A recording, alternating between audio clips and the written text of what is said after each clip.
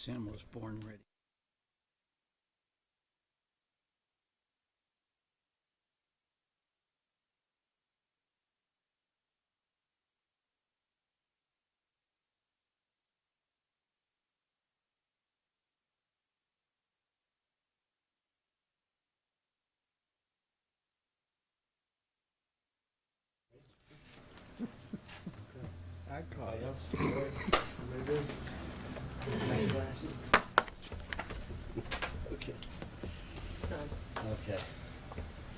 Okay, then I'm going to call the April 25th, 2018 Select Board meeting to order. And I will call the Essex Junction trustee meeting to order. And I invite you all to rise and join us in the Pledge of Allegiance, please. I pledge allegiance to the flag of the United States of America and to the republic for which it stands, one nation, under God, indivisible, with liberty and justice for all. I'd like to welcome everyone to tonight's joint Select Board trustee meeting. And just remind everybody to please make sure you sign in so that we have that for the record. And if you could turn your cell phone to silent or off, that would be greatly appreciated. I think I did that. So we're going to move on to agenda additions and changes. And Evan, we have a couple of things I see at our place. I have a few things for you. The first is a memo from the police chief about liquor license applications for Backstage and Veterans of Foreign Wars, Essex Junction, Post 6689. This was emailed to, this is just for the select board, the first couple things. This was emailed to you, but put a hard copy in front of you now just so you have it. Secondly, I'd hate to do this, but looking to add something onto the agenda. This is for 5B. It's a first-class liquor license and commercial kitchen for Lang Family LLC. It's kind of just a housekeeping thing. They had checked, the box they had checked originally for the first-class approval has been changed slightly, so it's not a huge thing, which is why I'm hoping it's okay to add to the agenda tonight so they can continue with some of their business plans that start in May. That would be for item 5B. And then for both boards, there's a memo from Max Levy and George Tyler dated April 2nd about documents for our next joint meeting. You had all received this by email, but just wanted to put it into the record by putting it onto the packet tonight, as I had not done so earlier. Okay, so the Jonathan Lang and Lang Family LLC change to the liquor license can be considered a renewal and done He's with the renewals? already been approved, sneak reader, he's already been approved for the first-class liquor license. This is still a first-class liquor license. It's going to be for a commercial kitchen as opposed to a restaurant, and I can walk you through what the Department of Liquor Control has said that's okay. They just want to basically make the select board aware of it since you had approved one thing. This is just a slight modification to what you had already approved. Okay, but it's again approval of a first-class liquor license renewal, or do we say a modification to it? Modification, you've already approved it. Okay. Okay. Okay, then I need a, yes? I'd like to either add something to the agenda or speak in public to be heard, and I'm not sure which it should be. I'd like to present a petition from 280 outside the village residents to ask the select board to acknowledge and remedy the lack of representation they have. I would propose we do that public to be heard because we won't be able to have a discussion on it today, Thanks. but we can put it on a future one. I just know that since representation is mentioned later on, I didn't want to get caught. Okay, so if that's okay with you, I think public to be heard. So we have these items. Do I have a motion to amend the agenda to add these to the select board agenda? So moved. Second. Thank you, Irene. Any further discussion about amending the agenda to include these items? All those in favor signify by saying, oh, yes. Was Pardon? there discussion about moving the location in the agenda of the liquor license discussions? Did I hear that, or was I confused? No. We're going to keep them where they are. Yeah, it's just how we go around, how we approve them. We're going to need to separate them. Yep. Okay. Okay, any other discussion? Okay, all those in favor of amending the agenda as described signify by saying aye. Aye. Aye. Opposed? Okay, motion passes 5-0. Thank you all. So just for the audience, this is a joint meeting with the trustees, but the select board has just a little bit of business to do before we get started collectively. So, and it's about first-class liquor license renewals. Going to open it up to the board. We have 3 liquor license renewals. One is for Backstage LLC, and we have Vince here. And the other is for Kevin Cody Incorporated, which is Cody's, and we have Chris here. And Veterans of Foreign Wars, Essex Junction, Post 6689. Okay. Ah, I'm sorry. Yes, I missed something. I jumped on the agenda, so, thank you. We need to, before we get into the business items, I'm going to open it up to public to be heard. My bad.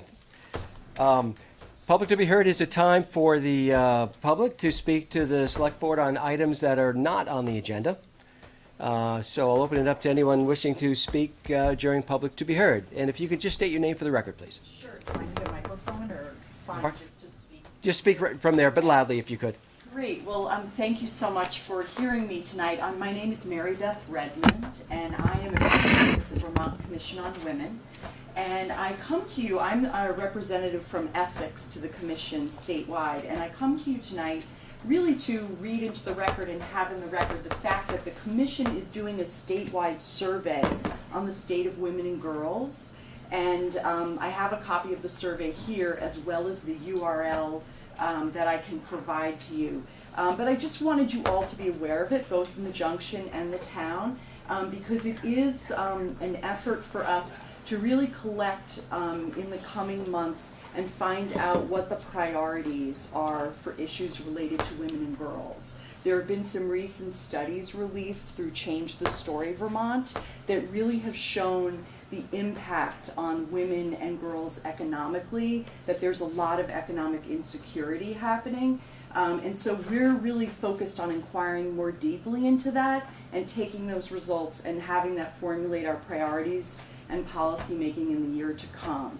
There are going to be several listening sessions around the state. There won't be one in the Essex area, only because we're really trying to focus on some of our more underserved areas, the Northeast Kingdom down in the Bennington area, and one in central Vermont at this point. But I just wanted you to be aware of it.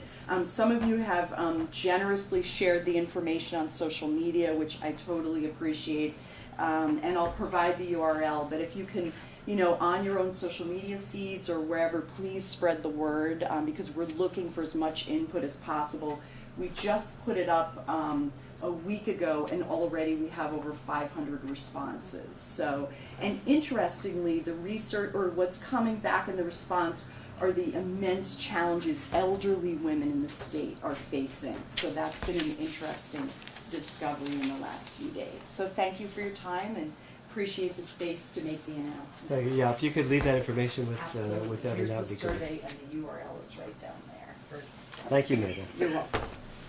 Okay, anyone else wishing to speak? Okay, I saw your hand up. Again, if you could state your name for the record, please. Sure, Margaret Smith. I just have a request. In my creeping old age, I'm having trouble hearing. If people would mind using microphones, or are the microphones on? Because it doesn't sound like. Yes, these are on. I guess we have to lean in maybe a little bit further. Yeah, because Okay. it's hard to hear. Thank you. Okay, thank you. Yes, again, state your name, please. Marie Froschel. Marie. I'm just here because I want to urge the select board to do what they need to do to effect a charter change, because while I realize it is legal for one person to now serve on both boards, I find it very unethical, and I would really like to see the people who live in the town outside the village have equal representation in this forum. Thank you. Okay, thank you for your comments. Yes, Jerry. Jerry Fox, and I don't have a problem with Ellen serving on both boards. Well, I gotta qualify that. There's a lot of precedent for that. Some of you know me, I'm a history guy. You go through history, there's often, sometimes multiple people from both the town and the village on boards. However, she's in a special position in that she's voting for two different opposing, and sometimes opposing, parties. And she needs to tread very carefully and we all need to help her do that.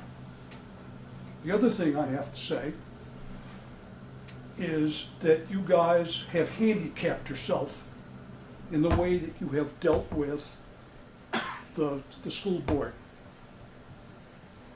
by not doing something to make sure that there's some kind of equivalence between the number of people representing, and I hate this term, the town outside the village. I want to see that term go away and that nobody even recognizes it like it was 100 years ago. But nevertheless, there's a lot of resentment now, a lot of fear now that you guys are going to be forced to deal with very, very carefully, or you're going to blow this whole process because you have undermined it, allowed it to be undermined by the fact that there is not equal representation for the next year on the school board for those folks outside the village. Thank you. Okay, thank you, Jerry. Yes, Diane? I'm on that Essex Westford School Board, and as far as I could tell, there was equal representation from the appropriate entities or former entities, and quite frankly, you still have 10 members with 2 members from Westford sharing a vote, and you have 4 votes from the Essex Junction School District, and you have 4 votes from the Essex Town School District areas. So the intent still remains, and I don't think I'm speaking for the board, I'm speaking for myself as an individual, when I say that I think everybody's got fair representation, and I encourage you all to come visit us twice a month on Tuesdays. Okay, thank you for clarifying that, Diane. Anybody else wishing to speak during public to be heard? Okay, Irene. So, as I mentioned earlier this evening, I'm here to urge the Select Board on behalf of the 11,000 residents or so who live outside the village of Essex Junction and lack representation comparable to their village neighbors. That is, there is no one speaking for all of those outside the village residents as these consolidations of town and village departments move ahead. This unequal representation should be as much of a concern to everyone here as has been the issue of unequal taxation. If you've been paying close attention, you know our consolidations have begun to address the disparity in taxes by shifting expenses over the past 5 years. On the other hand, the disparity in representation has not at all been addressed. The boards continue to put forth plans for merger and plans for consolidation without acknowledging or attempting to remedy this representation deficit. Every time a one-sided proposal is defeated here, the finger pointing begins. How about we deal with this fundamental problem once and for all, so that every voter can feel confident that they have representation in meetings like this? Fair outcomes will only result from balanced negotiations. Why won't the board members want to see equal teams when discussing matters that affect all voters equally? And what could be more pressing for all of us than making sure that the voters see that we have their backs? And this is the petition on which I have 280 signatures. I'll be glad to get more. Thank you. So I'd like to ask Evan to consider putting this on a future agenda at some point, so we can have a full discussion on that. Okay. Anyone else wishing to speak to public to be heard? I see a hand in the back here, and then I come to Andy. Okay. If you could state your name, please. Terry Ann Stein. Terry Ann Stein. Yes. I'm hearing 2 completely different sides, so maybe since I'm not really apprised of how this all works, do we have 4 people from the town representing us on the school board, or don't we? I'm kind of confused here. Okay. So maybe you guys could. Yes. The answer is whole yes. issue. As Diane Clemens, who was on the school board, said, yes, there is 4 members of the board representing the former Essex School District, which is outside the village. There's 4 on the board, on the consolidated board representing the village, and there are 2 from Westford sharing 1 vote. representing Westford. So yes, there's equal representation today. Okay, so where's the breakdown of, it's almost like apples and oranges of what I've been hearing and reading. I'd like to know where you think the breakdown is in Well- the perception that we do not have a vote for things regarding the school. Yeah, because this has not been warned for discussion today, we're taking it as public to be heard. What we're going to do is add it to an agenda for a future meeting that will be warned, and then we can have that discussion and clarify whatever the unknowns are that we have out there. But as of But now, do you know at this point, in a brief summary, why half the town thinks we have no representation and the other half thinks we do? I'd have no idea why there's a misperception. Okay. That's fine. Since this is a trustee meeting, maybe I could help. I think there's two different things going on here that are being conflated, being overlapped. There's a concern about the new school district and representatives to the new school board. And what we have heard is that there are 4 from the former village school district on that board, 4 from the former town district on that board, and 2 from Westford on that board. But there's a concern going forward that the way elections are held, that might not happen. But I don't think that's ever going to change, and we can discuss that in further details. Then there's a separate issue about discussions between the Essex Junction trustees, which is municipal, fire departments, police, and the Essex Town Select Board, that we are trying to work on consolidation of and alignment of the two governing bodies. These are the municipal bodies. We don't really have anything to do with the schools. And so there's some discussion and differences of opinions about how we should be approaching this. And I think we'll be talking more about this later on, but we don't really want to get into it right now.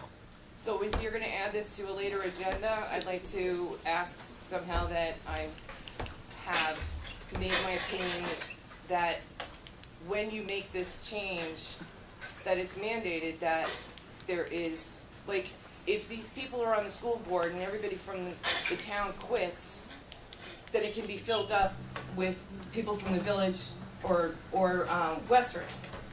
Is it going to still be based on a population number for the amount of people that are being represented? It sounds like the electoral college setup. Now, if people quit or are voted in, there should only be 4 places for the town, 4 vote, 4 places for the village, and 2 for Westford, of course, unless the population shifts dramatically, which we know is not gonna happen. That is my concern.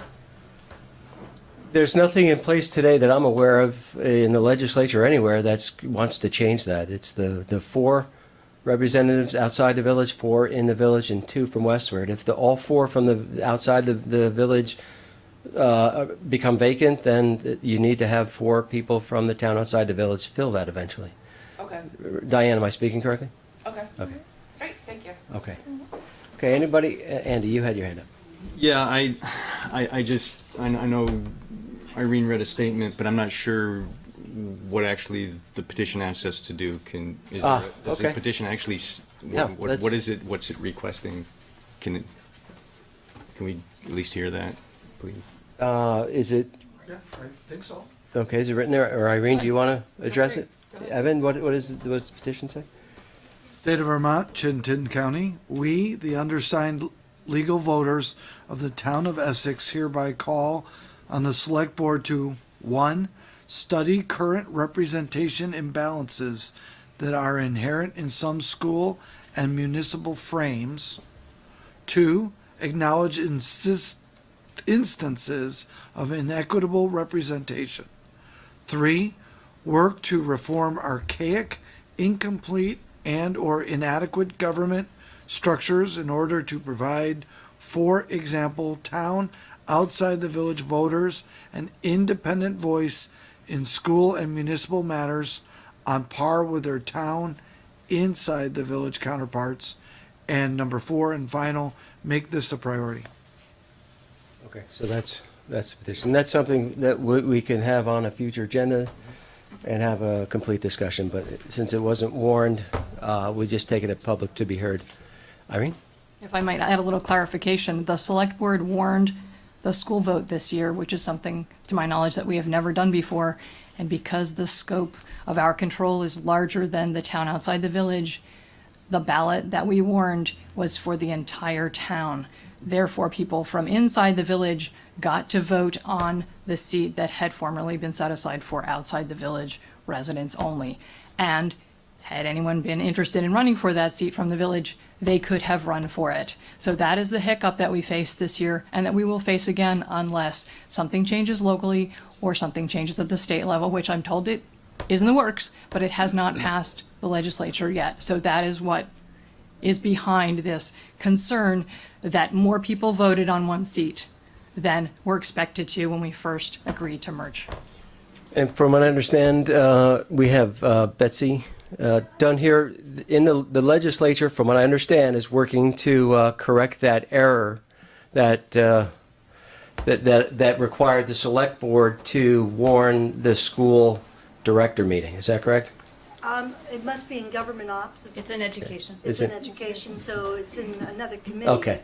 But my question I had was around what this woman, sorry, I don't know your name. Terry. What Terry was saying. Are we saying that Westford has 2 guaranteed seats on the board? Mm-hmm. Yes? Mm-hmm. And the town and the village has 4 guaranteed seats on the board. Mm-hmm. And there's 4 guaranteed seats for the town outside of the village. Correct. 4 guaranteed. Okay, Correct. That's good. That's what I wanted to know. Thank you. Right. Okay. Elaine? Just to further elaborate a little bit on what Betsy the legislation that Irene is referring to.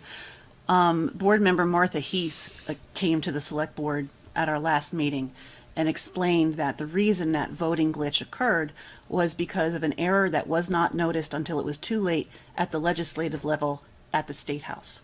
And they are working on it, and the intent is to correct it so that next year we will all vote the way we're used to voting, village for village, town outside the village for town outside the village, and Westford for Westford. So this was a one-time thing that the legislature does not plan to let happen again. So it's something that this board can't really fix because the board at the time warned it because the result of the error, that was the best that could happen. It had to be warned, and that this was the body that could do it. If all goes according to plan at the legislature, that will not happen again. And the representation on the school board will maintain the same levels for each community that it currently has. And the school board will warn their own. And the school board will warn their own meeting next year, so there's really nothing that this board can do about that. To follow up on that, do you have an anticipated date that the legislature is going to make that decision? Lori, do you happen to? You know what, I don't, but I can find out and bring it back to the select board. But I know it's being worked on. Okay. We understand it's an issue, and it truly was just an oversight error in one sentence in the legislation. You can, and it will not happen again. if you want more particulars, you can contact Representative Dylan Giambattista, who is one of the village's state reps. He's on the education committee, and he knows everything about how this happened. So, What bill was it? oh, it was last year, right? I honestly don't remember. It was Act 46. It's Which was language in it Act. was part of Act several 46. years. Okay. Yeah, it's language in Act So it must have been 46. a subset within 2 years ago. Right. Okay. That was Right. yeah, it was several years ago. Okay, is there anyone else wishing to speak during publicly heard? Okay, thank you all for your, in the back. Hello, Barbara. I have a point of clarification. Just state your name for the record, Sorry, Barbara. Barbara Higgins. I Thank have you. a point of clarification, and maybe you addressed it before I came here, so I apologize if I'm repeating something. I've been away, and I believe this is the first joint meeting, but this is a question for probably the town manager, because he may or may not have already discussed it with the lawyer, but how will any votes or any discussion when Elaine is involved, because she has two positions, how will that be dealt with administratively? I am unaware of any circumstance where there's a joint meeting where the person has a position on each of the boards. When you're in the legislature and you're a representative, it is an entirely different situation because it's not a joint meeting. So I'm looking for clarification on how the conduct of a meeting and the conduct of votes in a joint meeting will occur.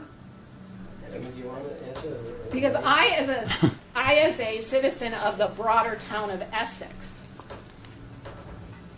understand that Elaine represents me. But she also is a trustee and therefore represents another group in some circumstances, it may not be to the benefit of the broader community, whatever is being discussed. And I just want to understand how that will transpire administratively within a joint meeting. If I may give two kinds of answers. One will be a technical. Sure. And one will be a philosophical, okay? Sure. Technically, when the boards meet together, there is never as a group of 5, and then there will be 2 votes on every action item, one for the trustees and one for the select board.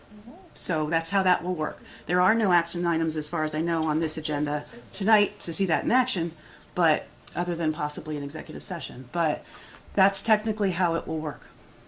Philosophically, what I can tell you, and this is up to you to accept it or not, as an elected official on both committees, I have pledged to have as much integrity as humanly possible to do the right thing for the entire community. It might surprise some folks in the audience and people watching that when the trustees have conversations and vote on things, we don't just think about the village when we vote on them. We think about the impact our decisions have on the town, because we are part of the town.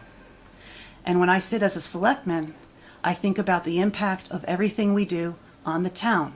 And that includes the village, because the village is part of the town. So that may feel like slippery logic to some folks. To me, it's crystal clear that my responsibility is to the entire community.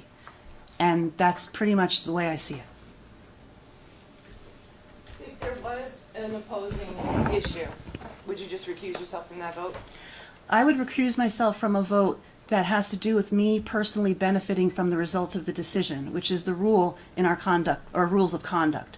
So if there was some reason I might benefit financially or personally by a decision that's made, those are the grounds under which I would recuse myself. And you live in the village, correct? I do live in the village. Okay. All right. Thanks. Okay, anybody else would like to move on if we could, but Betsy? I have a question about the minutes that we see. And when have we switched to it's member A or member B or member C or member D, and we're not identifying who is the speaker of this sentence? Because I've got this one that says member A, when your board members with thoughts on the continuing governance Yeah, conversation. those are not minutes. What are they? That was Survey. that was just a survey of the trustees and select board, and submit your input, and then it was just out there listed as A, B, and C. It's not the minutes. In the minutes, when people speak, they're identified. So I'm still questioning, though, why we don't have the name of the person who is making those comments, because if I disagree with those, I may not vote for that person the next time, but I have no idea who's making the comments. Yeah, because this is public to be heard for topics not on the agenda, what you're talking about is on the agenda. When we get there, if you'd like to comment on that and ask questions at that time, Betsy, that would be the appropriate time for that. Thank you very much. Okay. And anybody else?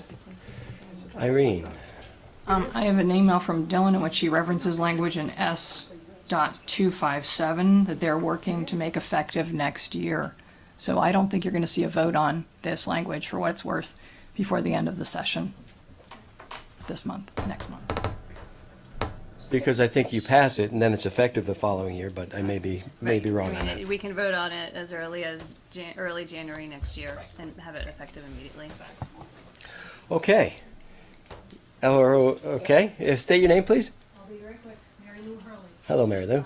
I appreciate your saying how you want to proceed and how you feel, but personally, I am not going to be able to feel comfortable as long as this situation exists. Okay, thank you for your comments. Anybody else for public to be heard? It was a lively one today. Okay, then we're going to move on to the select board business items, which, as I mentioned, out of step there are liquor licenses. So what we'll do is I'll open it up to questions and comments from the board on the applications, and then we'll need to act on them, I think, separately. So, and again, we know that that Vince is here for Backstage and Chris is here for Kevin, Cody, for Cody's Irish Pub, and Vince, you're here for the VFW. Yes, sir. Okay. So, comments from the board on the actual, on the licenses. Irene? I'm concerned about the violations I'm reading about, and I just wondered if someone wanted to speak to what type of violations they were and whether there was a recommendation to suspend the license or to deny the license or to restrict the license accordingly. In our packet, that actually is defined from Rick. It was a late note that suggests how we should handle that one. And it's probably with the hearing. Okay, great. I'm all for that. Yes.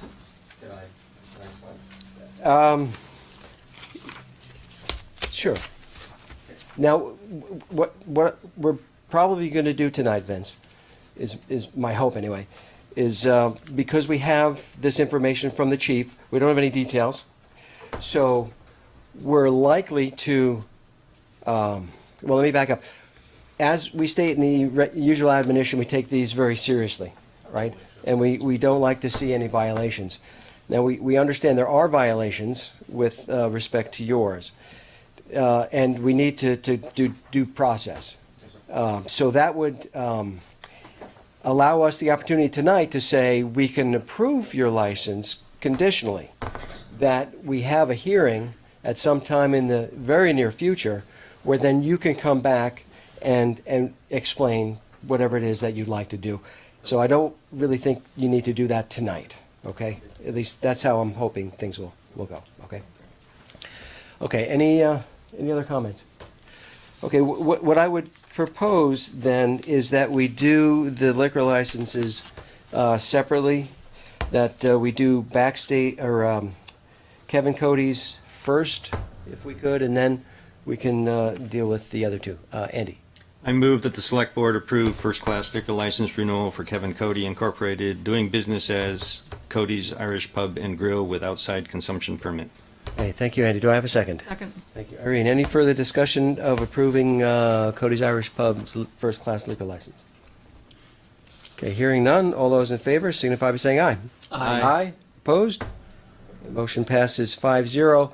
And what I want to do, I'm going to read you the, Chris, the usual admonition, which is that the Select Board takes the issuance of liquor licenses very seriously, as should the area establishments who serve liquor. And we expect you not to serve liquor to underage minors, nor to anyone who's obviously inebriated.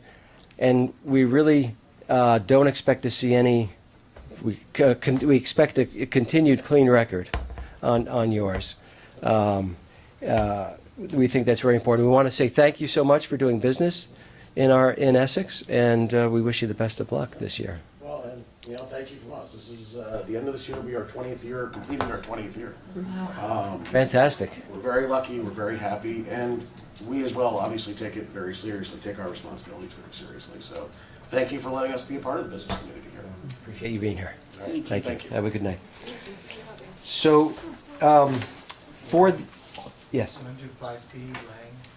Yeah, let's do that one.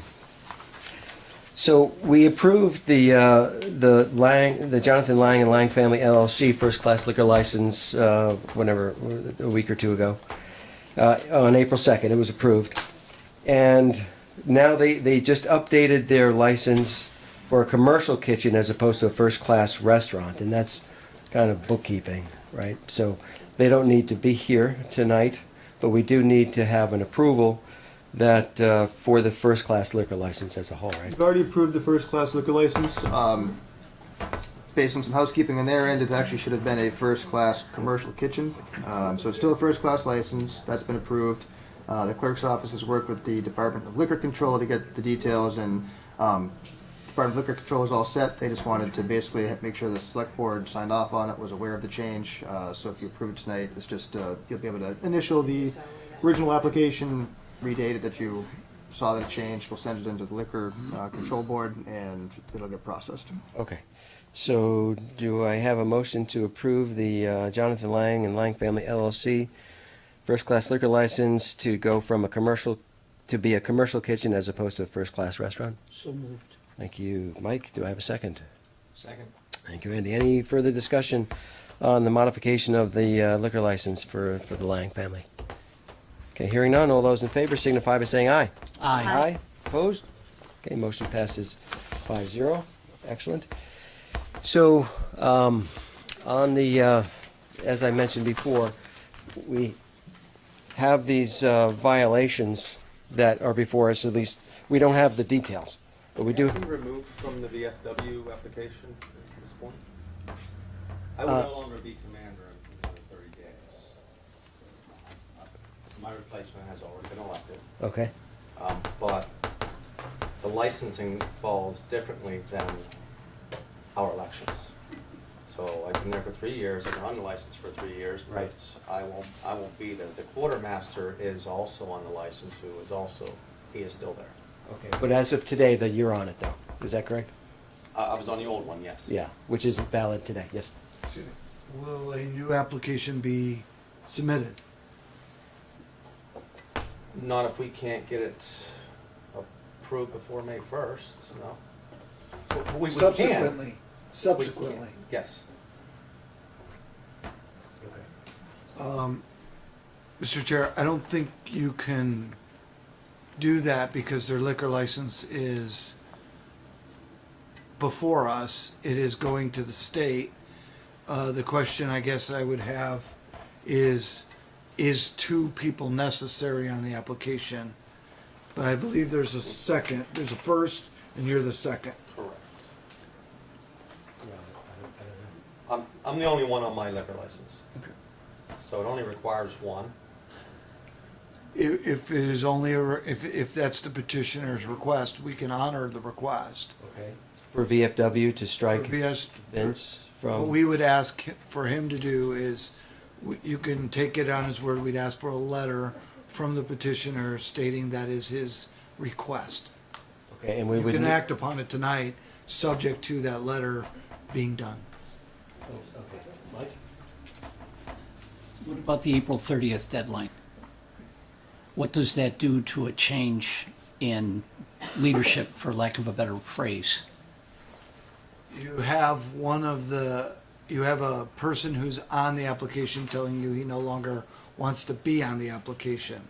So what I'm suggesting is you're taking it on face value that he will no longer be an officer. He's going to give you a letter for that. If the select board is of the opinion to approve the license subject to those conditions, you may do so. And then staff will verify and update the record that it is a singular person from the VFW. Subsequently, if the VFW wants to add somebody to their license, they should come back before the Liquor Commission and get that approval at a later date. Mr. Chair, Yes. I would like to ensure that the party that's going to be taking over is the one that's at the hearing. If the gentleman here today is not going to make that hearing, obviously, if that other individual is part of the leadership, then I'd prefer to see both, to be honest with you. But And I think that's appropriate that somebody from the VFW appear at any hearing at which their liquor license is at issue. I don't believe any of this has to do with VFW. That will be determined. Okay. So, again, regarding VFW then, if we get that letter, can we give it the full approval without, You, with the condition of getting that letter? correct. And the letter would need to be in very soon because at the end of this month, the license expires. Correct. Yes, as long as we get that letter tomorrow, preferably tonight, you can write. You can write it on a piece Just of saying that paper. I will no longer be commander after June 6th, is that correct? Your letter to the Liquor Commission is that you are requesting to be removed from the liquor license of the VFW that is in their possession, going to the state tomorrow. Are you asking to be removed subsequently, after this goes to the state, you want to take yourself off the license? Well, why don't we just amend after, drop it exactly what I said, I apologize, guys. Okay. I will make the amendment after I'm no longer, the commander will Okay. petition that, okay? Okay, Mike, did you have a comment you want to I make? did- One more. Sure. I'm really not happy that that second individual is in here tonight. That would have been the best way to handle this. He's not the commander at this point, sir. It doesn't matter, he's going to be. In my view, he should have been here. Okay, so, what I'd like to throw out to the board to consider is, to give a fair hearing to Backstage and have a hearing put on a future, agenda, our next one, if we take these seriously, we want to do this quickly, and approve it conditionally that tonight, pending results of that hearing, and then we can take whatever action is appropriate, whether it's none or whatever the board acting as the Liquor Commission thinks is appropriate. So, if that's okay, could I entertain a motion to that effect? I move that we grant a first-class liquor license to the Backstage and to the VFW. If you take them separately, please. Sorry.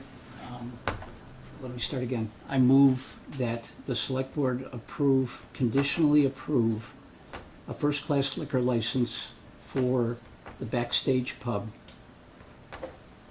Such condition being that a hearing will be held at the first available Select Board meeting. Actually, I'm going to back up. I'm going to say the next Select Board meeting. Not first available. Next, please. So it's conditional pending having the hearing at the next meeting, and then we can see what actions we take at that point. Okay.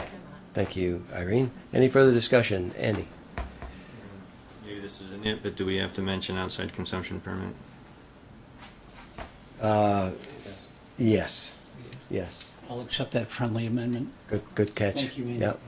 Okay, any further discussion on basically conditionally approving the first-class liquor license for Backstage?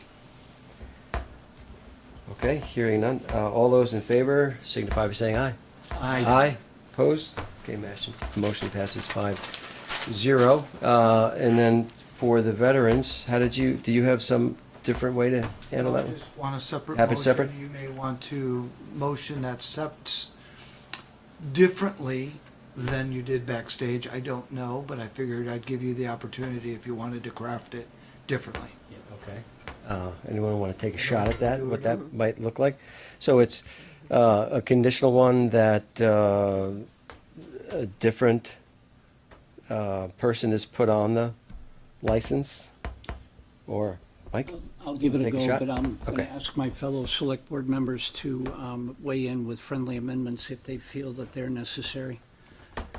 I move that we approve a first-class liquor license for the veterans of foreign wars. Conditionally approve a first-class liquor license based on a letter from the current commander stating that he will be stepping down and that there will be a new leader of the VFW, and that new leader be present at the hearing. And on the license. And on the license. And on the license. Okay. I'll second that. Thank you, Mike. Thank you, Irene. Any further discussion on that? Andy? Sorry, Outdoor consumption. Okay. He's good. He is, he's very good. It's consistent. Okay, Mike, with that? I'm fine. And Irene? Okay. All right. So all those in favor of the conditional approval of the Veterans of Foreign Wars, Essex Junction Post 6689 first-class liquor license renewal, signify by saying aye. Aye. Opposed? Okay, motion passes 5-0. So there'll be, you'll get word of a hearing, and it'll be probably at our next meeting. Which I believe is May 7th. Probably, yeah, May 7th. And I already did the regular, usual admonition, but it's a special case, I'm gonna do one more time, that the select board takes the issuance of liquor licenses very seriously, as should your establishment as well.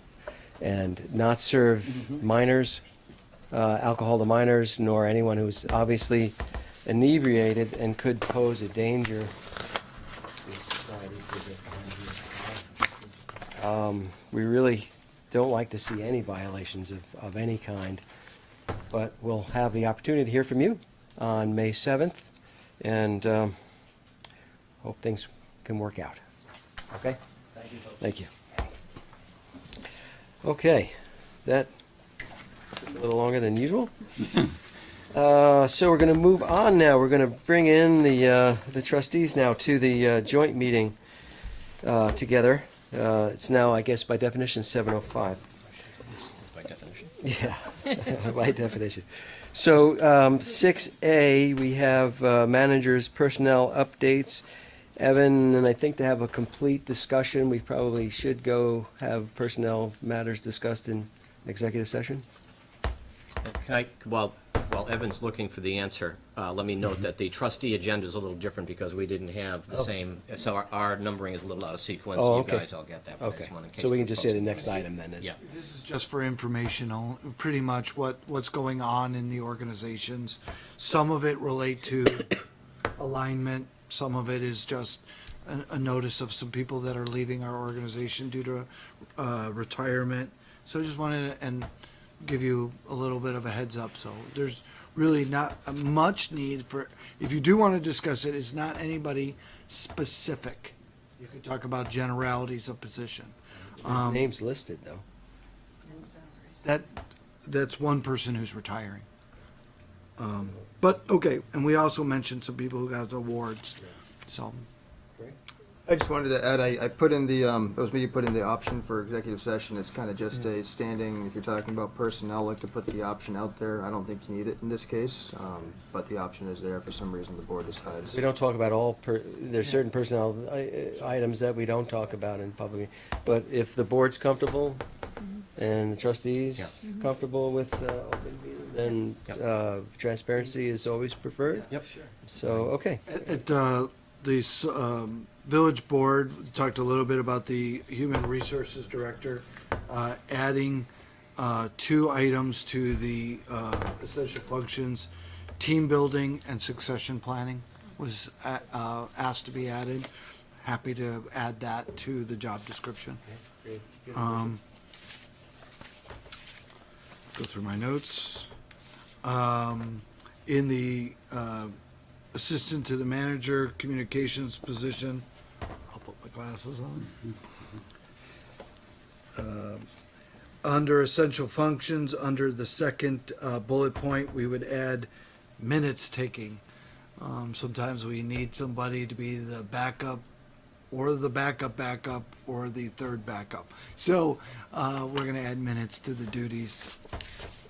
Will they also review those They will before they review go the out minutes, to exactly. the boards? When Okay. you do minutes, you're supposed to review them, Okay. et cetera. Excellent. And we will have that position. Okay. And that was pretty much it. I did want to call attention to the assistant to the manager position that we are discussing as an organizational change. at several of the meetings that have occurred, there has been a call to have someone be more in tune with maybe a communications director. I don't feel that that's a full-time position, but it is someone who has to have the ability to create the strategy and work with another position or other positions that we have in the organizations to be able to affect that strategy. So this position is a lot. Patty did a lot. She is retiring, and we're looking at how to best serve to Lincoln and other functions. So we're going to give it a shot. So this has the option, because Patty's leaving, to be cost neutral? Yep, very Okay. much. Okay, and I know we've talked about It actually- flying this communications position for quite some time, so this is maybe a great way to bring it in. It has the opportunity to be cost neutral to start. What we actually did is there was to be confusing, not on purpose, because I didn't mean to do this, but the select board and the village board in their budgets had said we will have a full-time human resources manager. That person is also currently a part-time administrative assistant. So we're losing that part for right now. We're trying to pick it up in the new position as well as some other duties.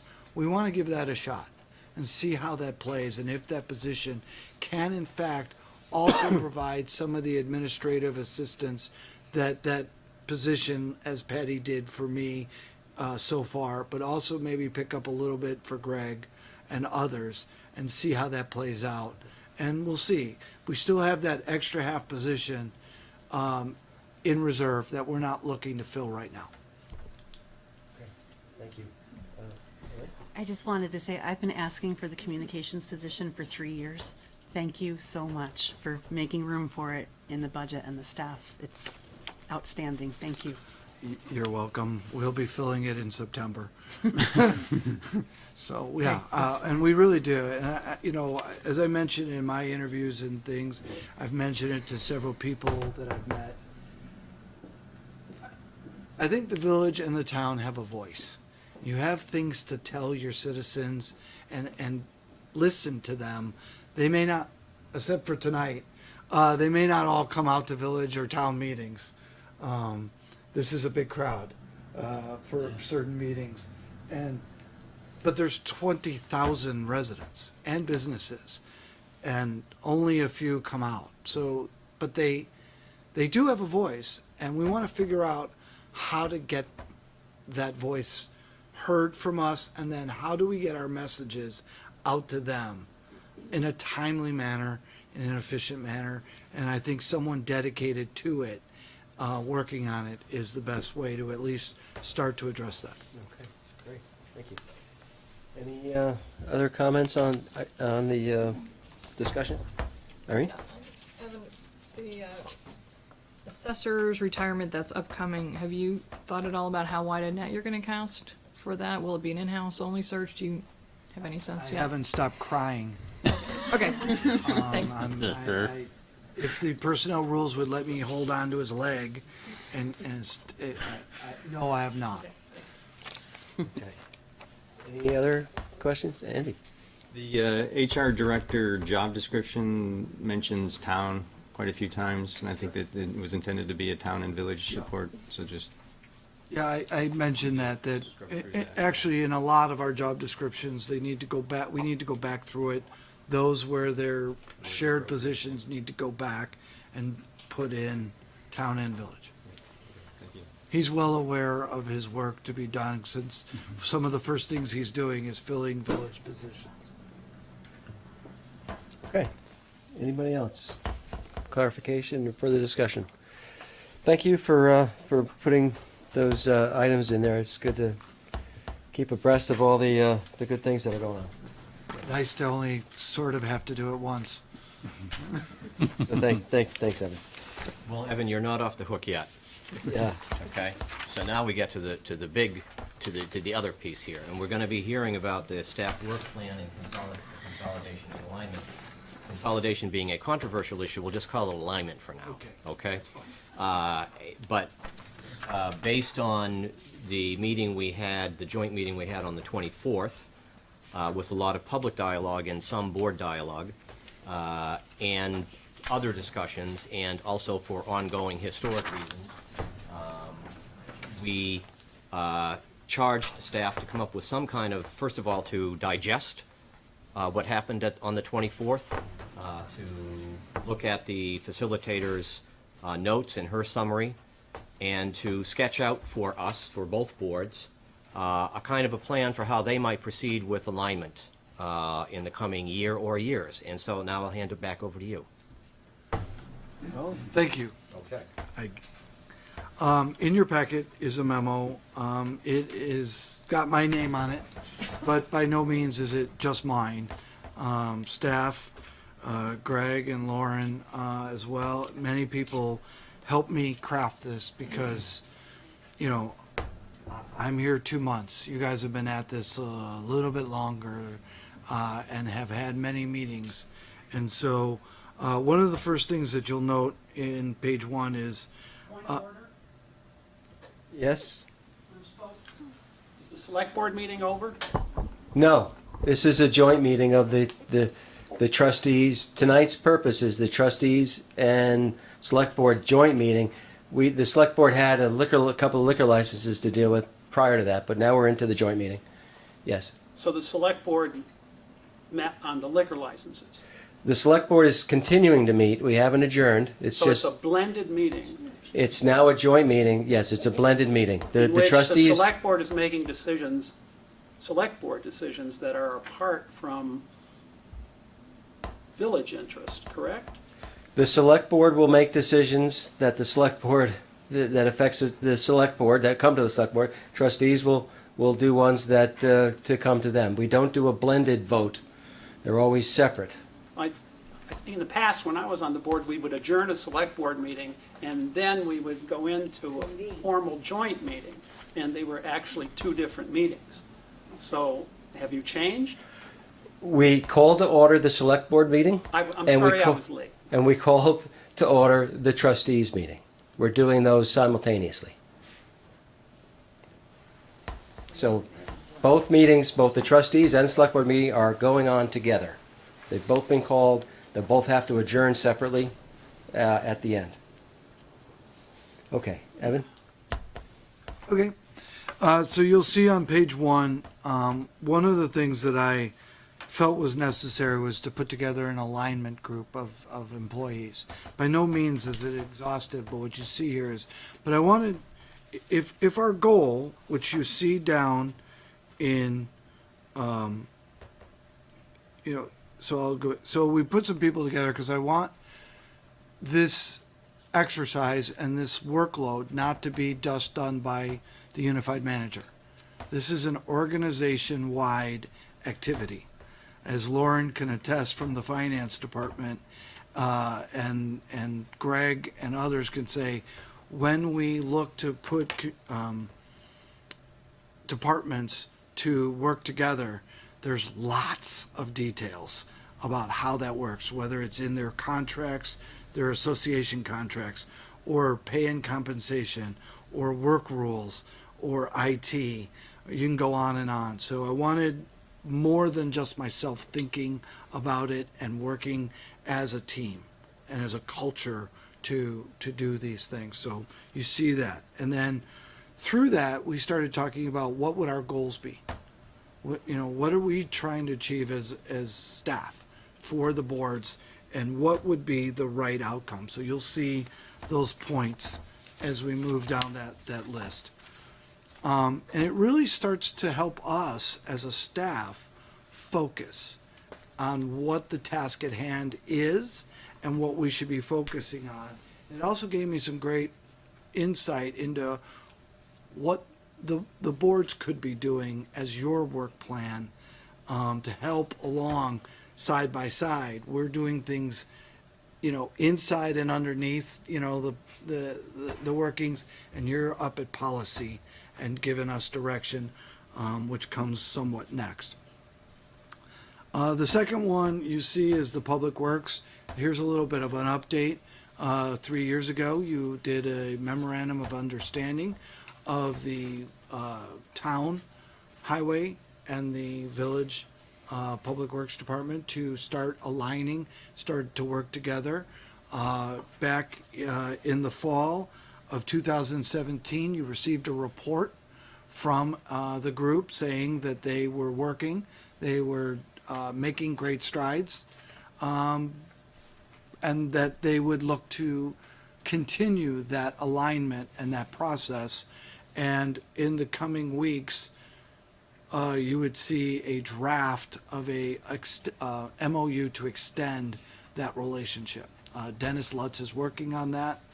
And with our alignment group, we want to focus some more on the types of places we can share equipment, share personnel, share expertise. In fact, what happened last night was a perfect example of the town and the village working together. The town put out the paving bid for both the village and the town. It was done by town staff. They put together with the village what streets the village wanted to do, what were their lengths, what was the width, how much asphalt was going to be needed, what was the work product. The town went out to bid, which included the village work, and the bids came back at $60 a ton, which actually produced to the village a $70,000 savings over what was budgeted. And with coordination between the town and the village public works director, Rick Jones is like ecstatic. Now he's going to get to do more of the streets that are on our list because of the price. So the village paid no more money than it had paid. In fact, it paid less because the town didn't charge the village for the work and to do the bid, to put the documents together. So pretty much win-win all the way around. And I believe that was the intent of the MOU and people working together.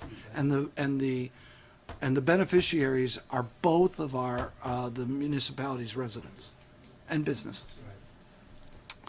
So that's moving along forward. And then, as you'll see, and probably the one you'll probably comment the most on, is the proposed staff work plan, which presents some days and dates of the work that needs to progress and what we think we could get accomplished in those years.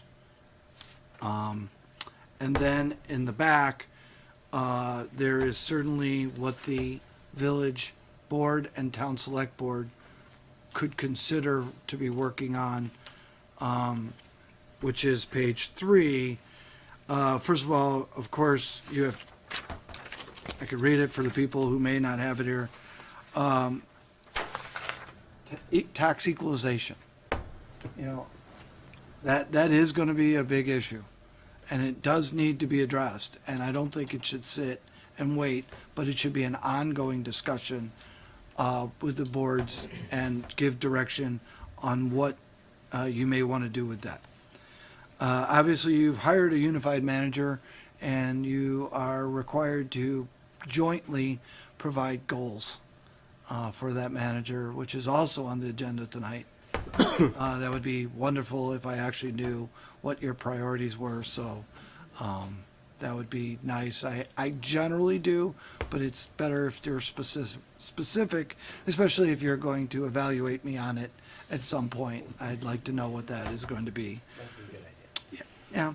And structure of legislative bodies. Again, you could call that governance. You can call it whatever you wish, but I think it's about representation and what those structures look like. Are you going to look to combine committees? Maybe not now, but in the future, but you may want to consider whether you want to do certain committees or not others, and what their missions are for the greater good of the communities. Representation of residents. I think that the vein is public outreach and public input on these processes. Plan Commission, I believe there was a previous iteration that said maybe doing one Plan Commission and 2 DRBs, design review boards, and I don't remember if it was 1 ZBA or 2 ZBAs. I don't know if we have to go over it right now, but that's just my recollection, that there was a document that said that. Voting. The ZBAs go away. I think it goes when away. the DRBs come on. Okay. Yeah, things just get shunted around. Some of it's pretty confusing It to is. me. So It is. thanks. Voting, how would voting occur in, not only as you move forward? How do you want to do voting to give direction and to provide consensus? For budgets. That Yeah, would be and good. budgets. And then penalty, this one got thrown in, penalties for late tax payments. Sometimes your policies are just vastly different. And so that's a big one. So do you want, you could have discussions on things of that nature. And then one of the things that staff was talking about, although we really enjoy going to night meetings, but we run on night meetings and we have a lot of committees, and they're important and they do great work for the communities, but several of them are not staffed by staff members. And I think that at some point we should talk about a staffing component for those committees and commissions to give them a help in what they're trying to achieve. Sometimes they have policy questions, sometimes they have procedural questions, sometimes they have budget questions, but staff is not there to help them with that. So that leads to some confusion, and maybe not so much to be productive as they could be. Yeah, and some feedback that I received from the chairs of some of the select board commissions and committees is they realize there's some synergy between the various boards, and they'd like to have some method where they could actually communicate that and work somehow in coordination. And I'm not sure, we don't do that yet, but that's something that they said they'd like to see. They could be more effective that way. So, and then, while it's on the list, space needs study, there is money budgeted to do some planning of space needs, but as we align, if we are still aligning, and we start finding out what's best, sometimes space becomes an issue.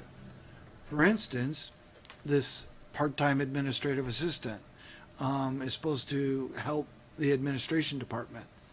I don't actually have a place to put this person that is near me. I could put it downstairs, but it's not near us. So it's kind of like, where do we start putting people where they fit better? Maybe where space is people like departments that don't deal with the public nearly as much, don't need to be in a public place where they service the organization more than the public. We want to look at some of those things. We also want to make ourselves more accessible to the public. And so make sure that our work environments are inviting and open to the public when they need to be for that thing. So that's my work plan. It does take us out a few years, and we do have a lot of work, as Lauren and Greg can attest, still working on the alignment of the departments that have been aligned. Public Works, we are just starting fire, the 2 fire departments, which is going to take a little bit more communication and discussion with our fire chiefs and our consultant that we were using as to what we're doing, how we're doing it, and for what benefit we're doing it. It has already been budgeted, that's the good part. And so those types of things. Lauren, you can chime in if you wish about just, finance and how we're going to try to do budget. We're going to try and, we have to start trying to align the budget start trying to align the budget so that the processes are the same and the what goes into each line item is reflected in the same way, because it's so different, and the way that insurances are budgeted. There's just a lot of things that are done differently, town and village, and we need to And you get find those best aligned. practice Right. of the two. Yeah. And that's really one of the, back to the alignment group and to what we're trying to achieve. One of the things we heard from some of the employees, or a lot of the employees, was, can we please get away from the village way and the town way and go to the best way? What is the best way for us to do our services to the residents and the businesses of the communities? It's some of the ways we've been doing it have been in practice for a long time, and they may not even be even taking into account the changes of what has occurred. And so it's a great opportunity for staff to sit down department to department and say, what works? Maybe your policy on this works and we should keep it. It's better than this one. And this one's better than yours. And why don't we agree that we're going to do this one this way, that one that way, or change them both that serves us better, makes it easier, and makes it easier for administration not to have to administer multiple policies on everything that the village and town does. And we do a lot, and we do everything by policy and procedure. And there's a reason for that. We do not treat people individually. So we cannot give someone a benefit that we are not willing to give to everyone. So we have a policy of how we're going to address whatever issue it is.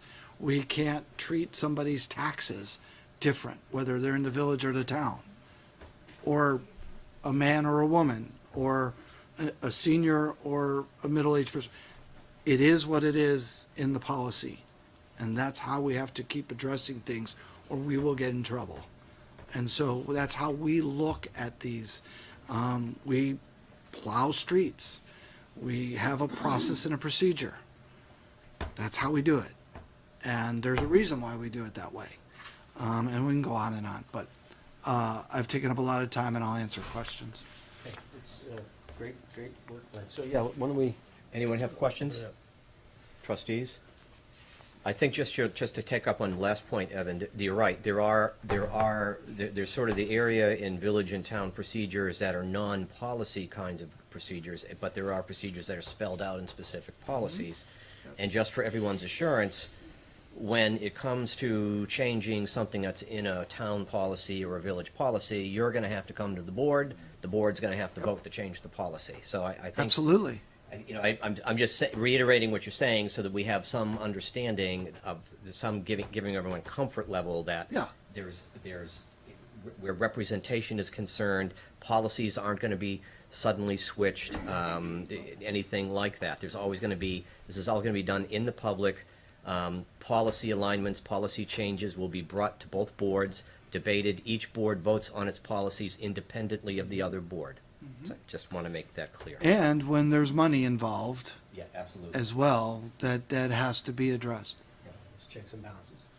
I just want to clarify that when you're talking about these changes in adopting similar policies between the town and the village operations, but when you're talking about employees, there's a union agreements and contractual agreements are not going to be changed at this time when we're talking. I just want to clarify for the members of the.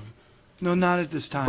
Right. But right. we are going to be talking with the associations about aligning the terms of the contracts along with our employee manuals so that we're not operating under 5 separate documents. Mm-hmm.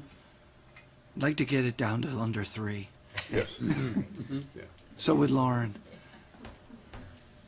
I heard you talk about fire department for just one example. My concern would be that when we're talking about these consolidations, that if you're talking only to management, rank and file may not be having their voices heard. And especially with departments like the fire department, it's great if the chiefs agree with you on doing something, but if all the volunteers don't agree, they're gone. And we don't have a fire department or 2 left. So I would just It's a good point. want you to talk among very different levels with people about what issues they have, not just within their departments, not just with the other department, but even with other organizations within town and village government. Because I think there's a lot of opportunities for improvements that may be teased out by talking to different people. Then, As a matter of fact, when you look at the alignment group, there are a few people that are not currently department heads. And the conversation, at our first meeting, we've had one, our next one's tomorrow. Timing being everything, it'll be fresh tomorrow from this discussion. A lot of what they wanted to talk about was best practices, culture, and how they would, that they wanted to meet other people in the organization. So people from 81 Main rarely get out to Public Works, either building. They may see them, but they don't know their names. We've had changes of personnel. They actually want to do events, lunches and other things, meet and greets, where they become more of a team and a family than just a collection of people they don't know. Trying to work on something together from different perspectives. And so some of that is important. And sometimes you can take their advice, but you still have to take a direction. And so, but I do want their input. I want to say I've had the same conversation with Evan about the fire departments, and they're kind of a special case because the name of the game is retaining volunteers. And we don't want to make any policy changes in either department that drives away volunteers, because that's their key. And so I kind of feel that we may want to think that when there is an alignment or a discussion about possible consolidation, that would have, where some change might impact service delivery, where it touches the public, that we have staff, that we have boards involved, that we have elected officials involved. Now, I know that might slow you down, but I think on some of these things, it might be a thoughtful way to do it, because then we can give that extra level of assurance. We feel assured ourselves, and we can also bring assurance and maybe some public perspective and public oversight to the process. I don't disagree. I don't Speed see, is I mean, you're still in the formative stage at this point, so I'm not saying we're going to get in there, but I do make the argument that if we're talking about policy, practice, procedures that impact service delivery, impact the public, might be a good idea for us to be, for one of us or one from each board or something like that, to be involved in the discussion. Just some thought. Or to bounce the ideas off of before Right. going too far down the road. Right, and could save you time, because you don't want to go through the whole process of, spending hours working on aligning policies, and then you come, what you would like us to do, and then you bring it forward to the boards, and we say, no, we don't like that at all. So it might be better to have us involved at the ground level on some of these things. All right. my sense is that other city councils in the area and select boards are very busy doing other things besides consolidation. And so although that seems to be a focus, alignment and consolidation for us in Essex, I wonder if you have anybody on your staff who's got the periscope out and looking at what everybody else around us is doing, so that we don't miss out because we're so focused for another year or 5 or 10 on making consolidation work. There's all kinds of great stuff going on, and I wouldn't want us to miss out on it because we didn't give you enough freedom in this document to do other really good stuff that has nothing to do with consolidation and alignment. Yeah, that's a good point. We've already been talking about, succession planning, both in this and outside of this, recruitment and retention. We're talking about, we have an interesting dichotomy of a workforce. We have some people with long years of dedicated service, and we have some new people in the organization, and that balance of, what's the plan for some of those older employees, and how are we going to get the newer employees on board, and even the ones we're talking about development of an onboarding process, but also not only of our employees, but of elected officials and commissioners for boards and commissions, which we're learning from other communities, because some of them have wonderful programs already in place. And one of my mottos is steal from the best. It's a form of flattery. And then don't do things that don't work from other communities. And then when they say they wish they had never done it, it's usually an indication, don't do it. And so you do those things. But that we want to, this is why, I think the boards would be better served taking their time, dotting I's, crossing T's, working on policies, working on culture, and working together to see if this process should continue to keep going on, which I believe, I've heard from many of you that you believe it should, but how it should is as important is that it does continue and have goals in mind. And I'm a guy that likes to work on goals.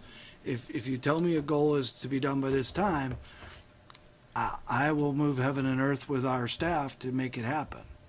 But if it's just sort of nebulous, it can get lost in translation and the wash. So, I'd just like to add, in terms of the keeping track of what's going on in other communities, we have staff that is very active regionally, statewide.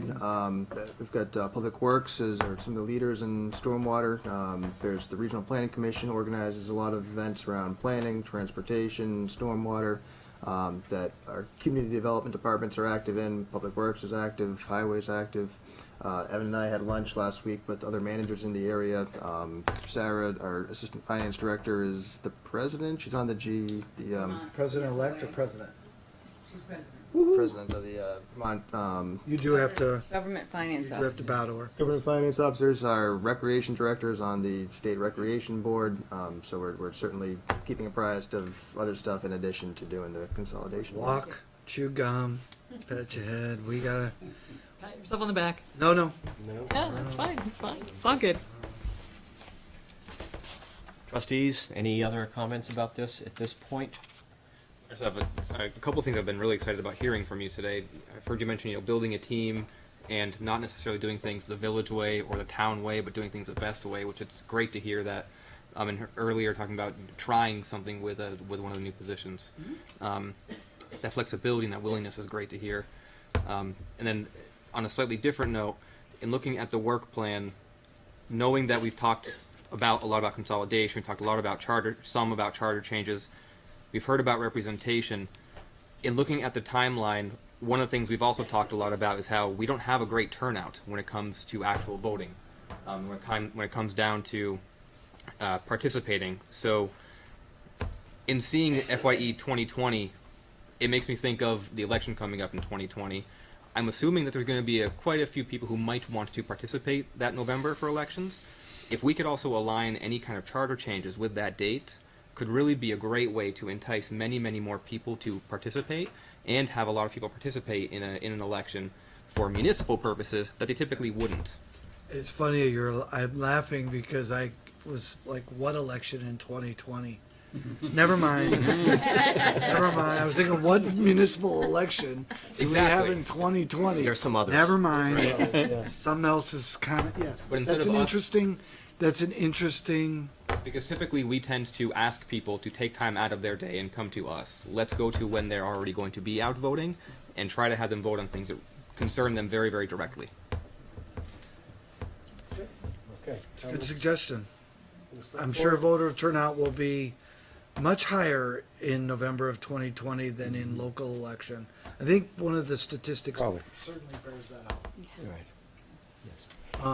Any other comments from select board members? All right. Looking at your new alignment group, I noticed that a number of the members are brand new or very recently new to local government, and I would just hope that under the other staff heading, you would include people who know the history here. Ringer many times and can help the newer folks understand why we may or may not want to do certain things because we've tried that before, but in their enthusiasm, and I love them for it, they may not foresee the pitfalls or the quicksand ahead, and I would just put that out there. And part of it is, I mean, I literally could have doubled the group. And part of the problem is trying to get 4 people in the same room on the same day at the same time is hard. Try doing it with 9. Vacations, this, that, and continuity. So I kind of pared it back. And a couple of the members actually asked for other members to be added to the list already. So, and that's why I put in there that people will be added as needed for expertise and some things.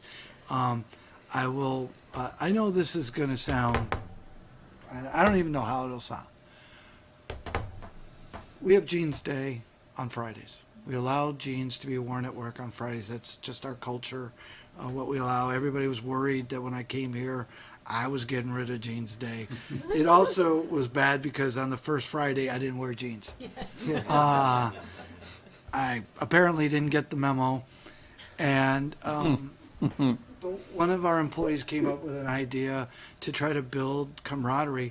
This Friday is wear your alma mater shirt day. So, and we added it. Some people may have not have gone to college or whatever. We said, well, wherever you went to college or wherever your money's going. So if your money is going to Dartmouth or Champlain College, you can wear the sweatshirt of where your kids are going. And we're hoping to spark conversation amongst the staff. You know, oh, I didn't know you went there. Oh, my son goes there. Oh, my daughter goes there. And they are excited to do this.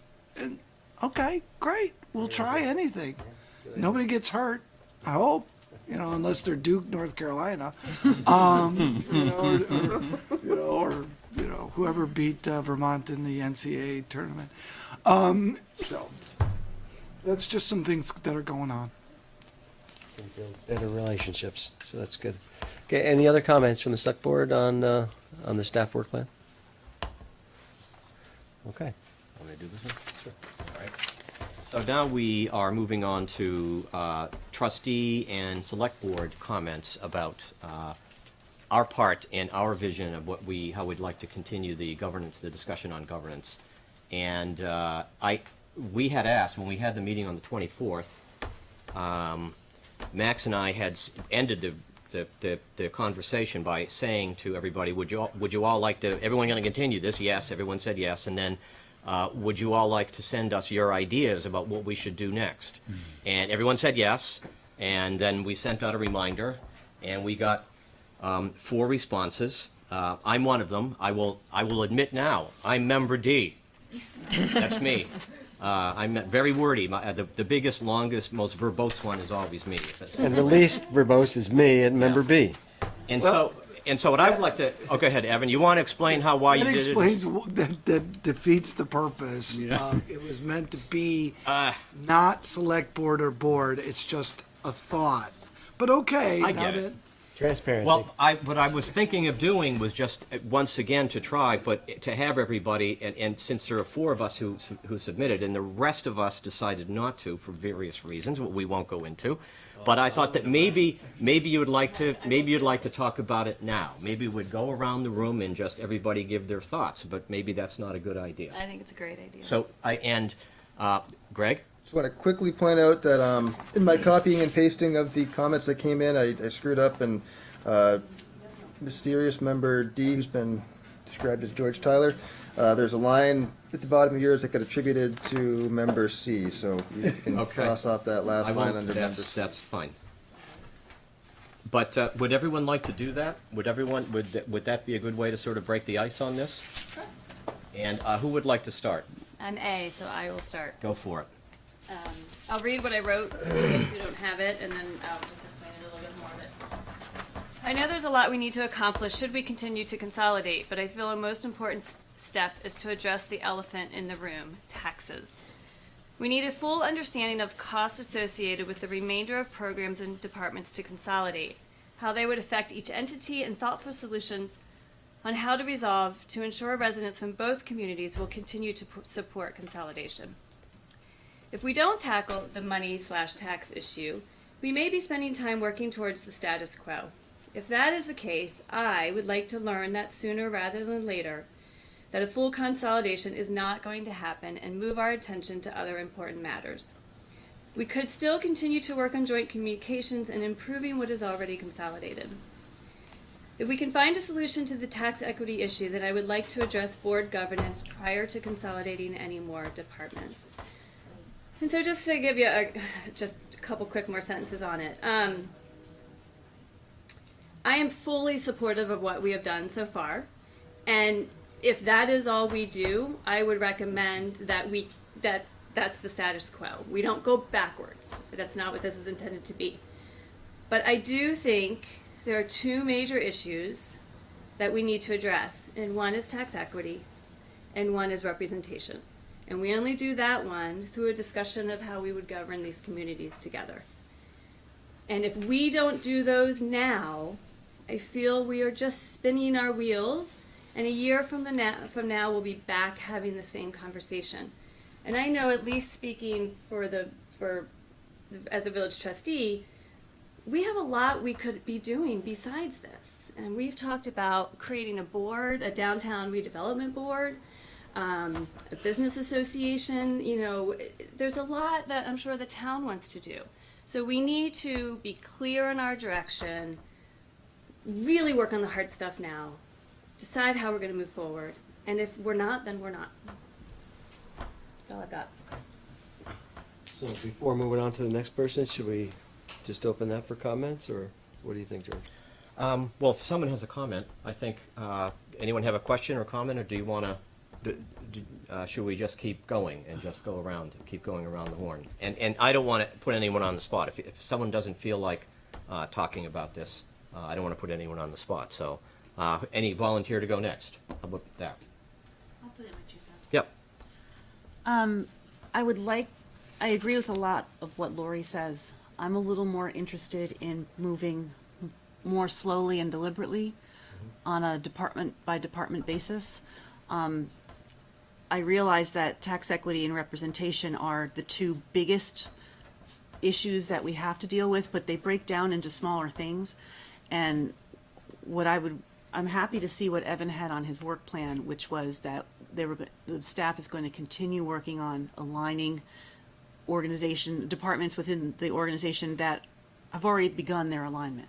So I would like to stick with that and start working on public works, because there's a lot of financial stuff that has to happen in order to complete the alignment in the way we pay for our services and the way we bill for our services, and the different ways we do our capital budgets and all of those different financial operations.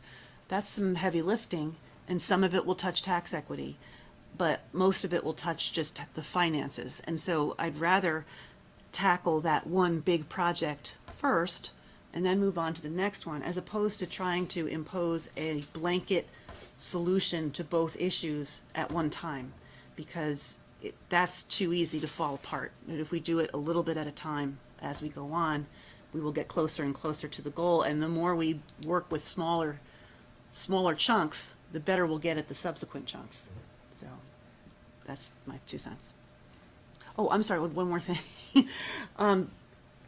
Evan mentioned in the at the end of his memo the existing resources that we have, which I'm really glad that you said that, because I would like us to consider tapping into Heart and Soul again.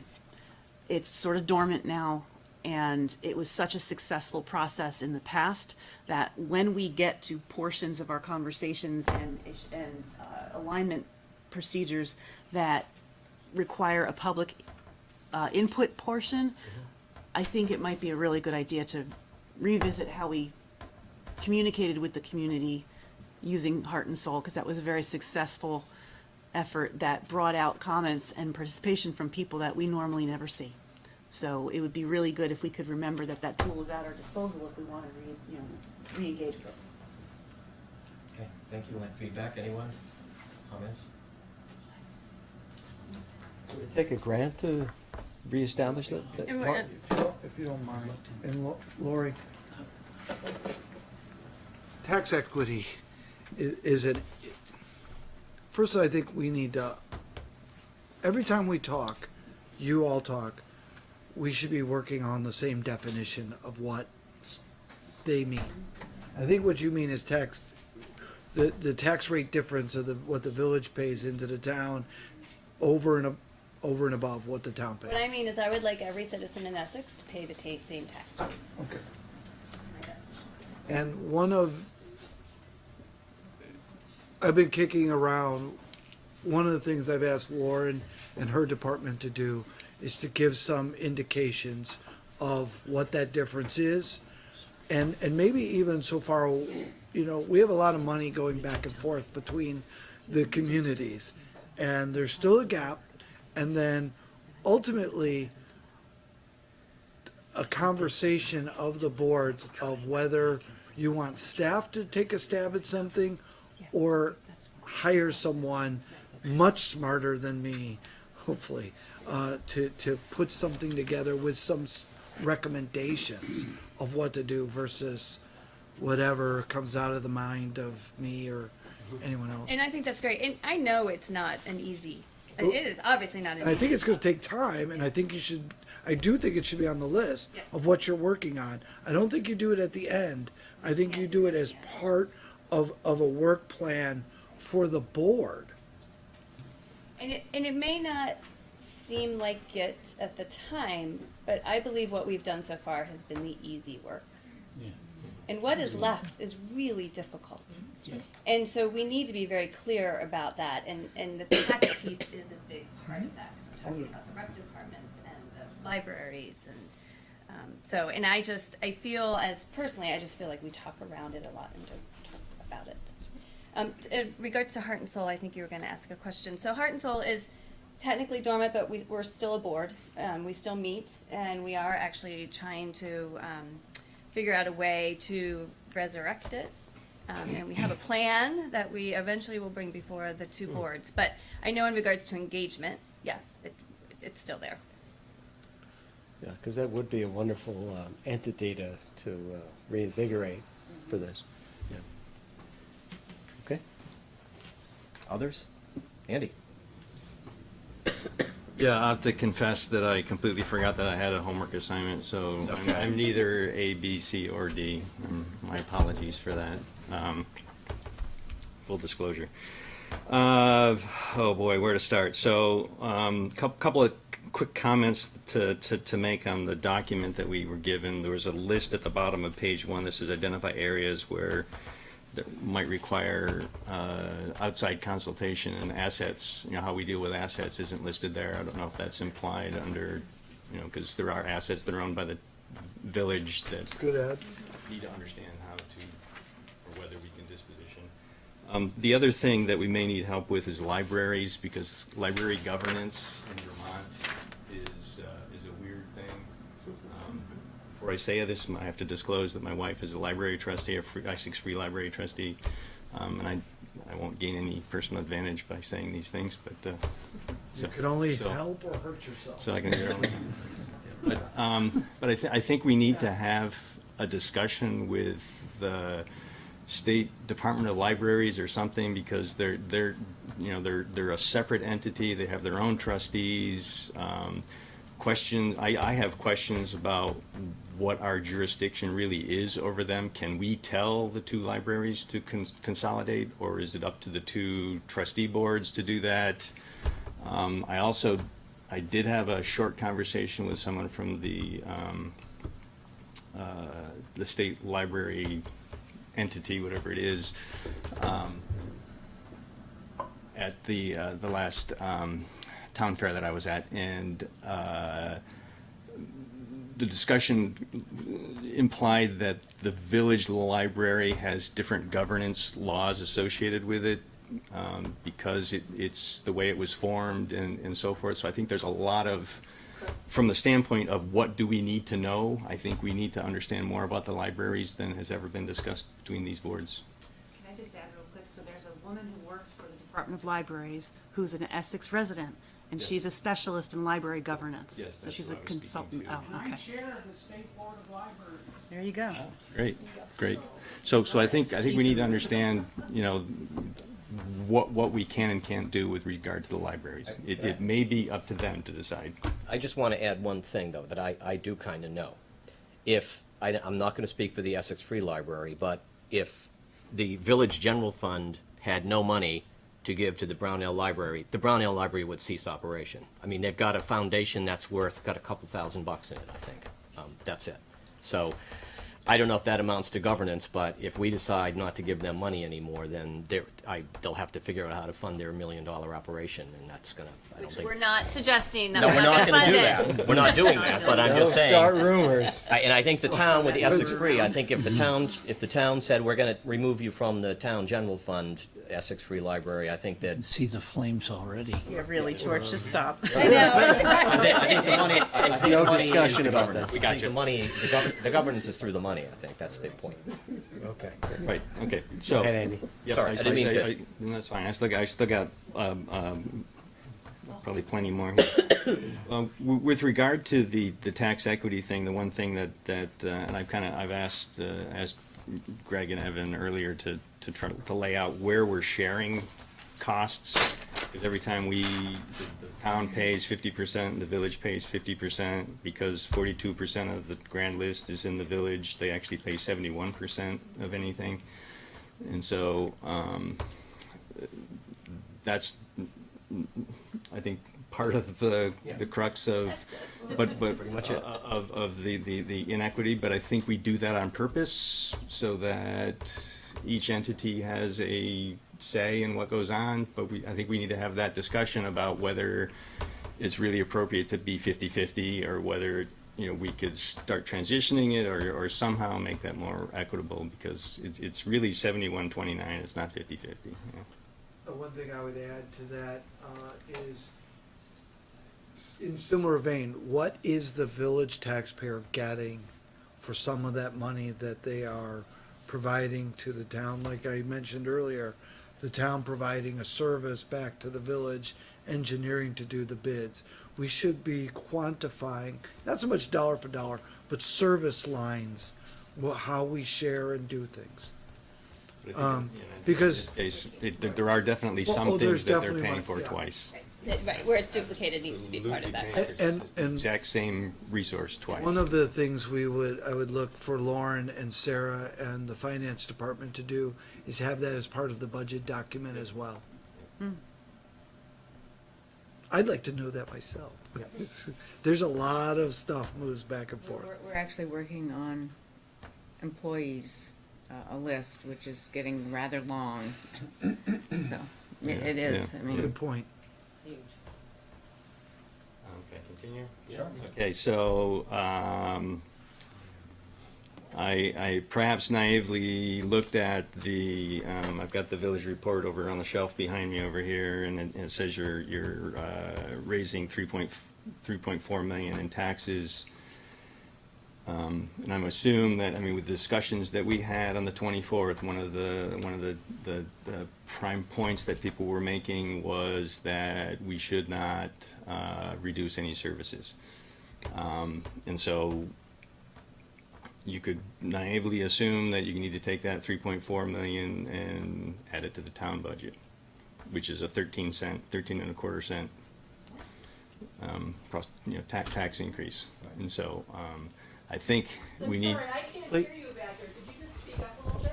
I'm sorry. I'm sorry, I missed Yeah, I recently got a hearing aid, so I'm really loud to myself. So maybe I need to take it out so I don't hear myself talk so much. I'm sorry. If we can just remind everybody at the table here to lean into your mics. Yeah, I seriously, I was thinking I was really loud. I'm gonna take it out so so I'll speak louder. There we go. Now I'm not augmenting myself. I'm sorry. So anyway, where was I? So this question of whether we want to maintain all services and whether we can really stomach a 13 and a quarter cent tax increase, I think we need to have that discussion. We're fooling ourselves if we're going down this road and we, in the end, don't really want to do that. And potentially we could do it incrementally so that it's not so hard. This whole question of starting to shift some of the costs one way or the other. Maybe there's a way to do it, but I think that's from a tax equity standpoint, that's a big thing to swallow. So those my shared costs. I talked about library. I want to touch on TGIA. I know that a lot of people put a lot of discussion into that. There was a proposal put on the table, and it's my understanding that the trustees have chosen to stop discussion about that. And I believe the concern is related to state statute says that the town has all the responsibility with regard to appointing all of the commissioners to that, to a planning commission. And so, again, this is another thing where we have, there's been no discussion about this. I only know what I've read in the paper about it. And so, we haven't, in a group like this, talked about, since the trustees decided to put the brakes on this, we haven't had a discussion about it. We did have discussion about, potential MOUs or whatever to try to even out the representation. But I think this is something that could move things forward if we had a discussion and came to a resolution.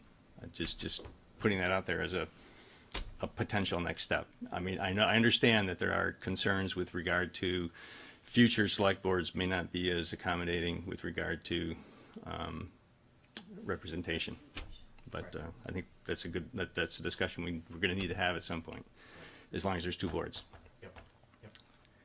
The last thing I wanted to touch on is, and it was mentioned earlier, is the rec department is a big part of the budget. We did have a significant amount of activity on that recently. During that time period, we were told by the rec department heads that they were working on a consolidation plan, a way to consolidate each other. I don't recall ever seeing that plan, and I think now that both directors work for Evan, I'm wondering if it's worthwhile to pull that back out and see if there are things in that could start happening again. It's my feel that the vote against the consolidation of the rec was relative to the governance structure that was proposed to it, not the fact that folks thought that, and I could be wrong. It's just my opinion there, but I think it may be, again, because it's a large chunk of the difference in the tax rates. I think that's another place that needs to be looked at soon. So, those are all my comments. Any comments on the comments? I'm gonna put my hearing aid back in. I would like to just make, if I can, Andy, if I maybe get a comment. I'm sorry, let me lean into it here. Sorry, yeah. Much better. Let's just do a thought experiment real quick. Imagine if the Vermont legislature said no more village charters, we're done, and the trustees no longer have any authority. And so all assets, village assets, departments, processes have to be handed over to the town. I know all of you pretty well, and I know all of you are good-hearted people, and I know that none of you, as a select board, as a group, would say, okay, we're going to shut down the Brownell Library to save people in the town money, because now that we have to take this on, you're not going to tell 10,000 families in the village, now you have to use the pool up in the town center. Okay, you're not going to do that.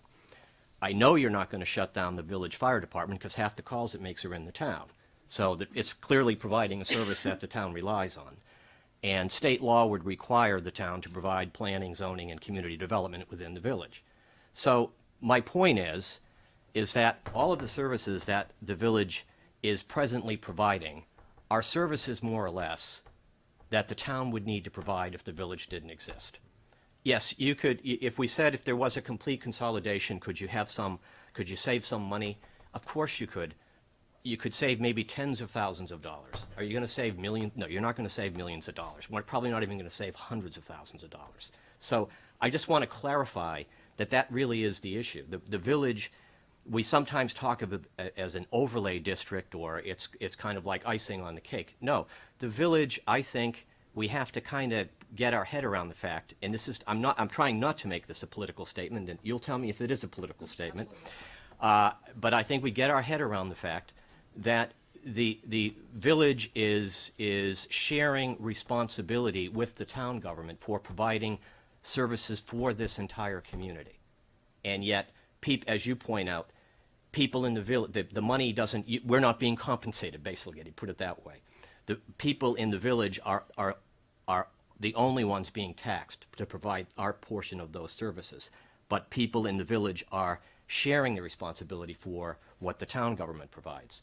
And I don't want to keep hammering on this because I'm sure the select board is probably sick and tired of listening to us say this, but I think it's probably important for us to start with kind of a grounded understanding of what it is we're about and what the funding issue really is.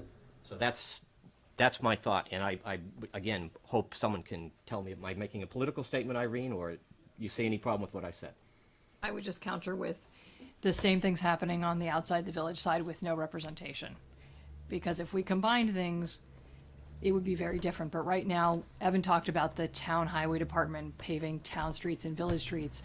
I would beg to differ. They're paving outside the village streets and inside the village streets. The town highway department, like the town planning department, only deals with outside the village things, but they don't have a board to appropriately manage those policies, like the muddy roads, posted roads thing that comes up every year. There are things that happen outside the village that the select board does outside the village residents and departments the favor of legislating on, but it is not appropriate, if you look at where those lines are drawn, for that to happen, and we need to revisit that because it's a chicken and egg thing.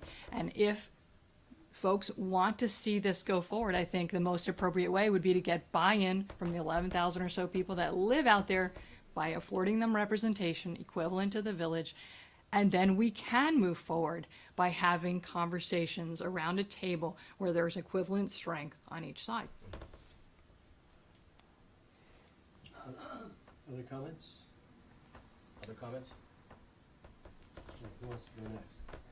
Irene? So I'll just mention that, we're talking about sort of the silos of consolidation, but there was a suggestion a couple of years ago that we, in the village, I believe it was called a cultural district, that the recreation department in the village align with the library in the village and become its own district. So because they have a lot of things in common, a lot of kids recreate through the library and through the rec program, maybe consolidating the Brownell Library and EGRP is something that we shouldn't overlook as a possibility, because they may have a lot more in common than, say, the two different philosophies, locations, and backgrounds of the two different libraries. So I would just want us to be really broad in our thinking about what consolidation means and how it can happen here. Well, can I explore that idea a minute? Sure. So let's say we did that. Would you look to do a similar thing with the town services, and so you would have adjusted tax rates in the village and the town, or would you say people in the village have this entity, but they're also continuing to support the mirror entities in the town? How would you go about doing that? It wouldn't be my decision to make, because I would want a room full of outside the village representatives and inside the village representatives to hammer that out. Because right now, having a select board that has the big picture view only doesn't help anyone hammer out those compromises. It just doesn't. It's inappropriate. Well, I'll continue to have the conversation, but I don't want us to dominate. So let's open it up for some other folks. Just a question. Sure. I'm trying to understand the chicken and egg thing. Sorry. I'm trying to understand the chicken and egg thing. Sure. I'm hearing from you that there are solutions to our problems, but that they cannot happen until the select board solves the town outside the village problem. Is that accurate? That's one way of looking at it. I don't know that the select board is the only one. Maybe it's a legislature issue to yes. solve. That's why I'm putting it in the select board's hands, and hopefully our town attorney and our brilliant staff who know this stuff and are paid full time to look at things like this can actually come back to the select board, who's volunteers, and provide us some paths forward as Isn't to how that to what we've rectify been doing? this. We sat together on March 24th and heard tons of public input about how we're doing it so badly, and that they want us to change it, and that we need to move forward. And we're having this entire conversation about doing exactly that. We are working on that problem right this second. And what we're dealing with now is not just some capricious setup that this select board decided this is how we're going to do it. It's state statute. I mean, we're working with a charter that is in VSA annotated. I mean, it's not something we can just fix. We're working on it right now. So I'm not understanding, and maybe I'm just being dense, I'm not understanding how the fixes you're proposing are any different from the fixes that everybody else in this table is proposing. Well, I think, as I said earlier, as we've consolidated the other departments so far, we have shared some expenses, and I believe the village tax bill has gone down to some degree, or at least that was the goal of sharing some of those departments. Right. But I have never heard someone say, oh, and by the way, this is going to fix the representation thing, or this is going to work on the representation thing. That's just not even been part and parcel of the discussion. And yet, if you go back 60 years, I think some of the merger hiccups we've had and the frustration is that we have not had adequate representation. And when you don't have equivalent representation, you set yourself up for these things that are not ever going to work out in ways that are fair to everybody. And yeah, the tax equity is another piece that has to happen. But until you have people who can say yes or no to that tax equity, I don't believe it's appropriate for the select board to step in and say that necessarily, because we cannot represent the outside the village voters. That's But not our charge. all we're talking about right now is representation, and every meeting we've had for the last several months has been about that. So why don't we just focus on the future and get it done? Be great. Andy, you had your hand up? I just want to reiterate again that I represent the residents outside the village, and I resent being told that I don't. It really upsets me when I hear that. Right. All selectmen represent the entire community, regardless of where you live within the town. Yeah. Mike? So I'm gonna put myself right beside Do it, man. Elaine, and I guess I'm gonna have to confess that I'm dense, because I just don't get it. I don't understand the argument, and I have to agree wholeheartedly with Andy. I live in the village. I'm on the town select board. It's my privilege to serve there, and I haven't heard anybody in 6 years tell me that my opinions are slanted one way or the other. It's always been about what's best for Essex. So let's get this skunk on the table and let's get it done, because I'm tired of listening to it, to be honest with you. If there's a fix that needs to happen, let's get it done. And let's get it done soon so we can move on. Great. Great. Mike, did you want to add anything else about, did you have an opportunity to send something I in? did. Did you Well, have no, anything more you'd like to- I'm L. I'm L for loser. I miss. No, you're not. I missed my assignment. That's okay. You can just wing it I right was now. gonna Go say, ahead. You're around a lot of people here who have that same L. So Yeah. Yeah, a lot of Bob people- didn't. Is there anything else you'd like to add? There is. Speak your time. There is. You do it, if you would. L for lead. I have to confess that I'm not sure which comes first, the tax issue or settling this governance issue or representation on the town. But I'm willing to listen, but whichever one comes first, then that's the one we need to deal with first, followed closely by the second. I think Lori and Andy both eloquently stated that there are tax inequities that have to be dealt with. And I think those have to be dealt with before we can take too many steps forward on consolidating, because I also agree with Lori. I think we've picked the low-hanging fruit, and now we're gonna start to get into some really thorny stuff. And I welcome that challenge, just speaking for myself, but it's not gonna be quite as simple as what we've done in the past. So I say, if you're looking for my top 5, the governance issue and or the tax issue, a thoughtful discussion with all 9 of us about where consolidation goes from here. Do we solve these 2 and we table consolidation for a little bit? Or do we continue to try and do it all together? Those to me are the 3 things that we've got to deal with. Okay, thank you, Mike. Any comments on what Mike had to say? Can I just make one? Sure. I would say we have to tackle them at the same time. That's my personal opinion. It has to be a parallel conversation. But with all the votes that we've had in the past that have gone down, I don't want to get to the point where we're just talking about one and not the other. Yep. So that would just be my parallel conversation. Okay. Andrew or Dan, we have Well, heard that from you? I'll just weigh in. I mean, I agree with what's been said by many people here, Andy and Lori especially. But a lot of this comes down to understanding. We have an understanding better than most of the population that we represent, probably almost all of it. And there are people out there that are aware of what's going on and the process we're going through.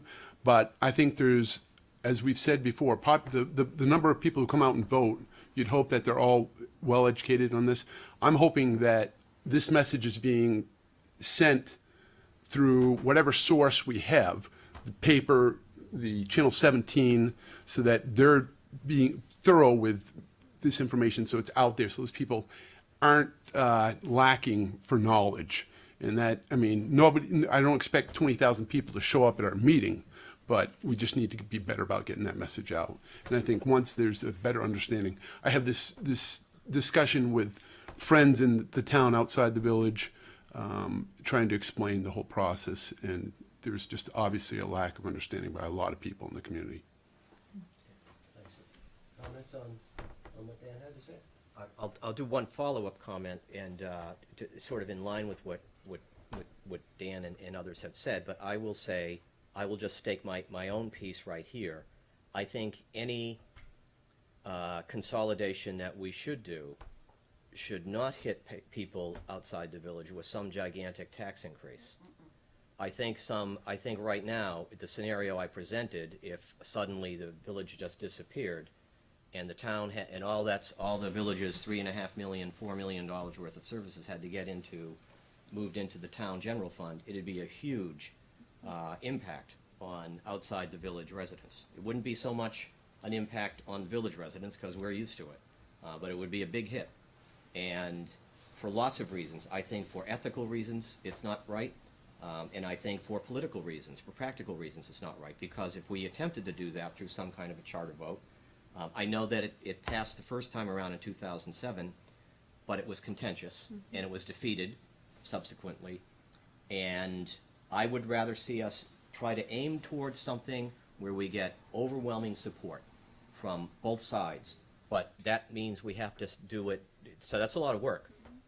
It's a lot of work, but I think it's doable. I think we can be creative about how we go about doing it. But I think I would like to say, to maybe move the conversation along a little bit, I would like to see us maybe discuss what is the process that we see doing. Do we want to work on this, and how do we work on it? How do we put our ideas forward, and how do we begin to chip away and modify and critique each other's ideas going forward?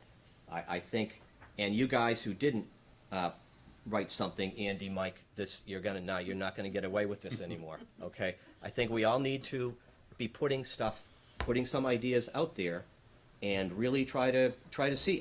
I'm wondering if we all just had a few days to think about it and came up with some kind of a structure and some kind of a way of handling all this. If we compared them all, I wonder how much overlap there would be. I'm willing to bet there'd be quite a bit. And we might be able to look at those areas of overlap and then begin to work on the areas of non-overlap and see where we could get some ideas of how we could put it together. So I just throw that out there. Thoughts? So I'll go just since I haven't said anything yet. So the way that I've seen this going is we have, as Evan had said earlier, we don't want to have the village way, we don't want to have the town way, we want to have the best way. In the 6 years that I've been on the village board, and prior to then just as a resident, nobody I've spoken with has said the status quo is the best way. Nobody I've spoken with has said this works in the way that they want it to be, and that something needs to change. So whether we do taxation, whether we do representation, those are the cruxes of a municipality. You don't have one without the other. I can't see how those get finalized or those get resolved in any kind of a separate process. It has to be a parallel process in my mind. Along those lines, until we go around and identify what the end goal is that we want to see, which someone had mentioned in here, and it wasn't me because I'm one of the five who didn't do it. I'm happy to. I'll jump in that boat with you, Mike and Andy. Until we do that, we don't know where we're starting from. And it's kind of hard to come together until we're all showing our cards. Otherwise, we all have the poker face on, and we're all hiding our cards from each other instead of trying to be as transparent as we are. As I said at the the meeting on the 24th, every day that we talk about every day that we go forward without an actual plan, and this is not a judgment call to anybody on the board, so please don't take it that way. Until we go forward with here's what we're doing, here's how we're going to get there, and here's what the end goal is that we're going to work towards. Until we get to that point, those are days that we can't spend on other things. Like what Lori had mentioned before, at least in the village, some of the things that we've talked about doing. We had Maura Collins come to us not that long ago about trying to get an affordable housing committee. There are other things that we could do that we can't do because we don't have, I'll speak for myself, I don't have the time to do it in addition to these things. From looking at the work plan, I don't think our municipal staff have the time to do these things. So I would love to get this done sooner rather than later, but don't think we can get there until we identify where it is we'd like to see this go. Okay. Comments on, yeah, Mike? Just one. it- This isn't gonna go over well, but I'm wondering how much we can accomplish in a meeting in just 4 a year. Yeah. Or 5 a year. I think we are setting ourselves up for this to drag by virtue of the fact that we haven't accelerated that a little bit. Yep, agreed.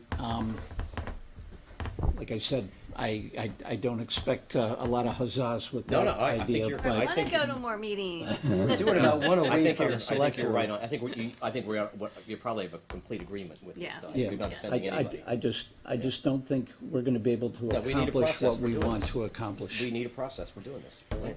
That said, Yeah. in the document that Evan gave us about what our work plan should be, the recommendation is that the select board and trustees discuss next steps among the boards and assign working groups as appropriate.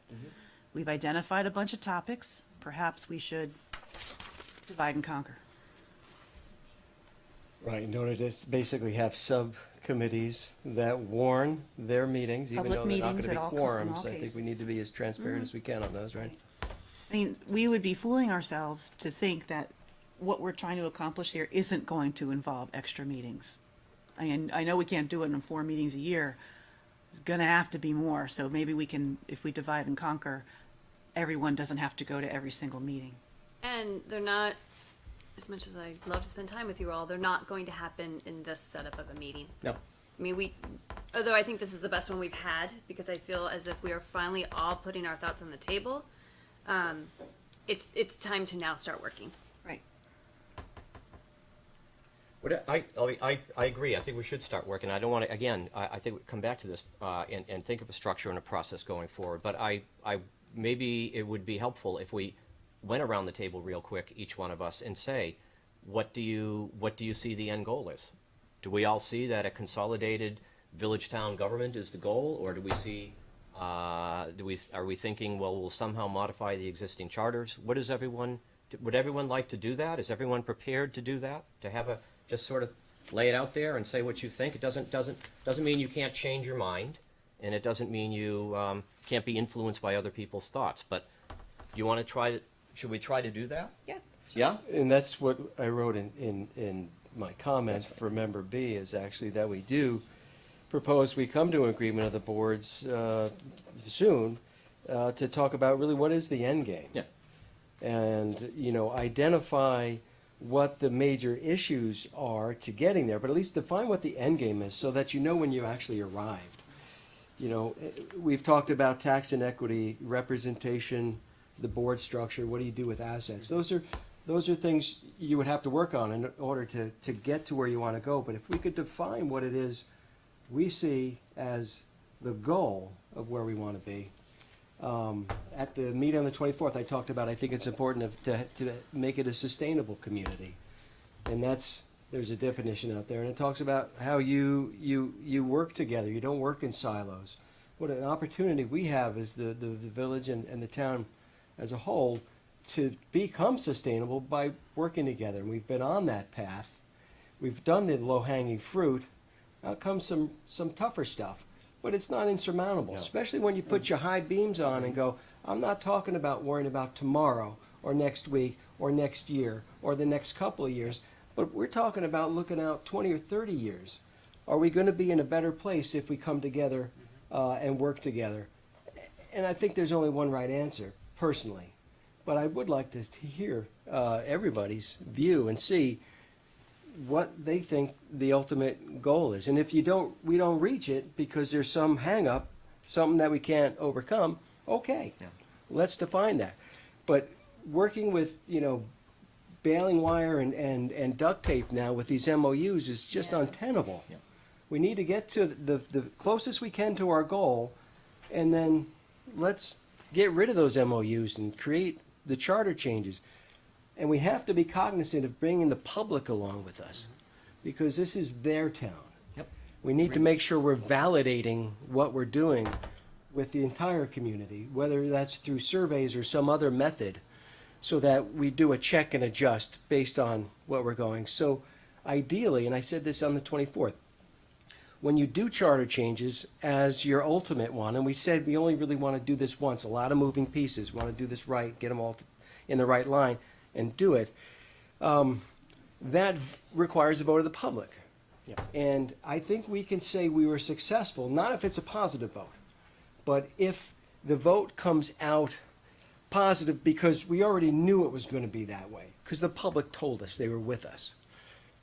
So if we can work in a way to define that with the check and adjust and validating with the public, but identify where it is we want to go, I think we'd have a lot easier time getting there. We see that there's some public comments. Can we hold off, because we really,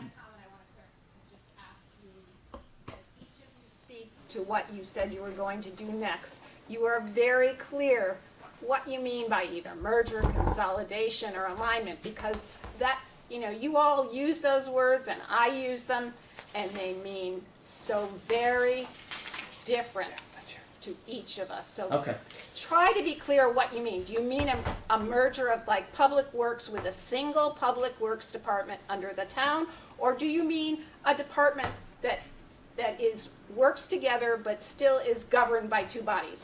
That's really the crux of it. yeah, Barbara, I think we're trying to figure that out right you now. just ask people to give their opinions, and it would be helpful to me as a citizen if each of you, when you say that, you're as clear as you can be about what you mean by those words. Okay, thank you.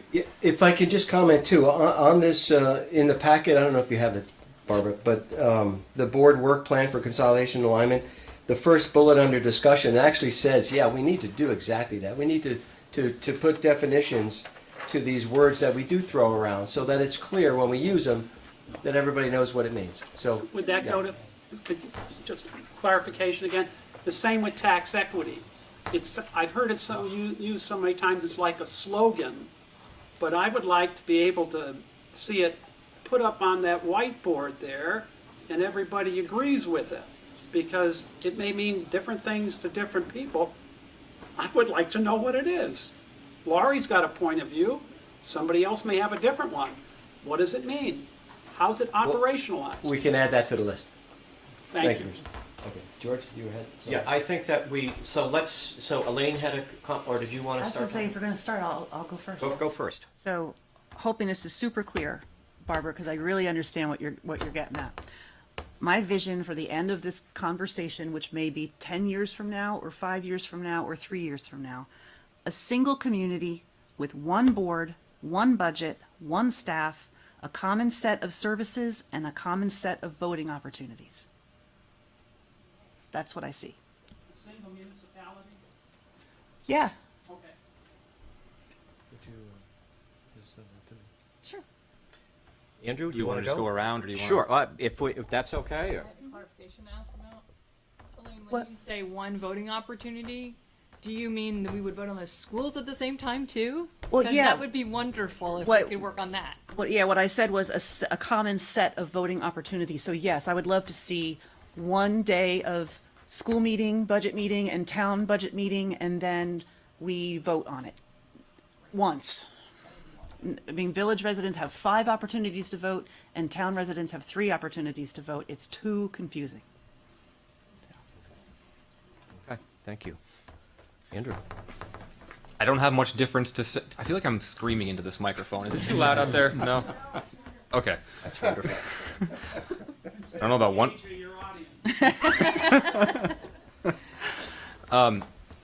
Now you distracted me. So where I don't have much different to say from what Elaine had. I'd love to see one community, meaning one municipality.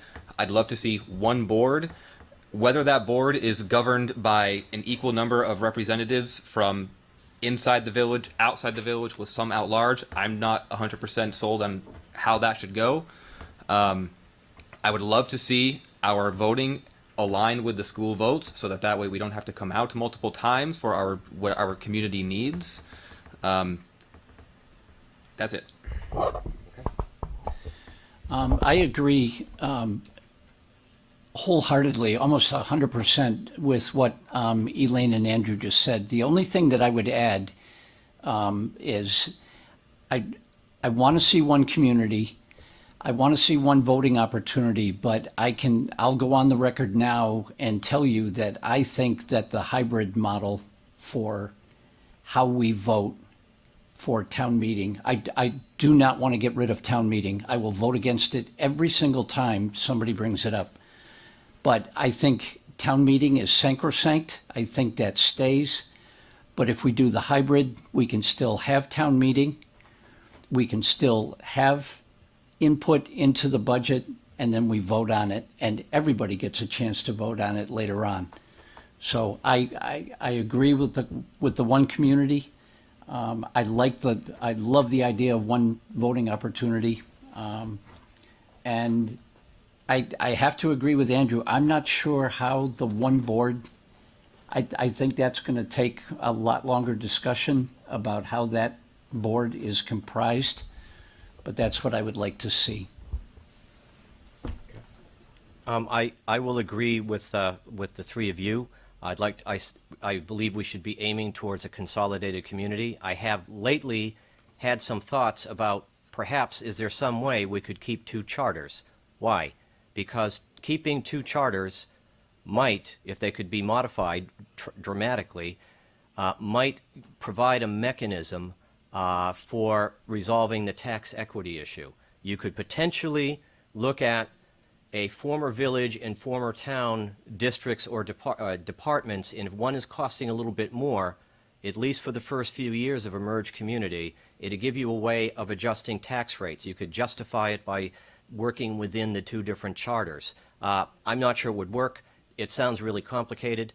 I also think that probably for the first few years of a consolidated community, you'd want to do something where you have voting districts, where you have a former town outside the village district, a former village district, and maybe one at-large person, just to give people confidence that there's not going to be domination or overrepresentation from one former part of the community or other.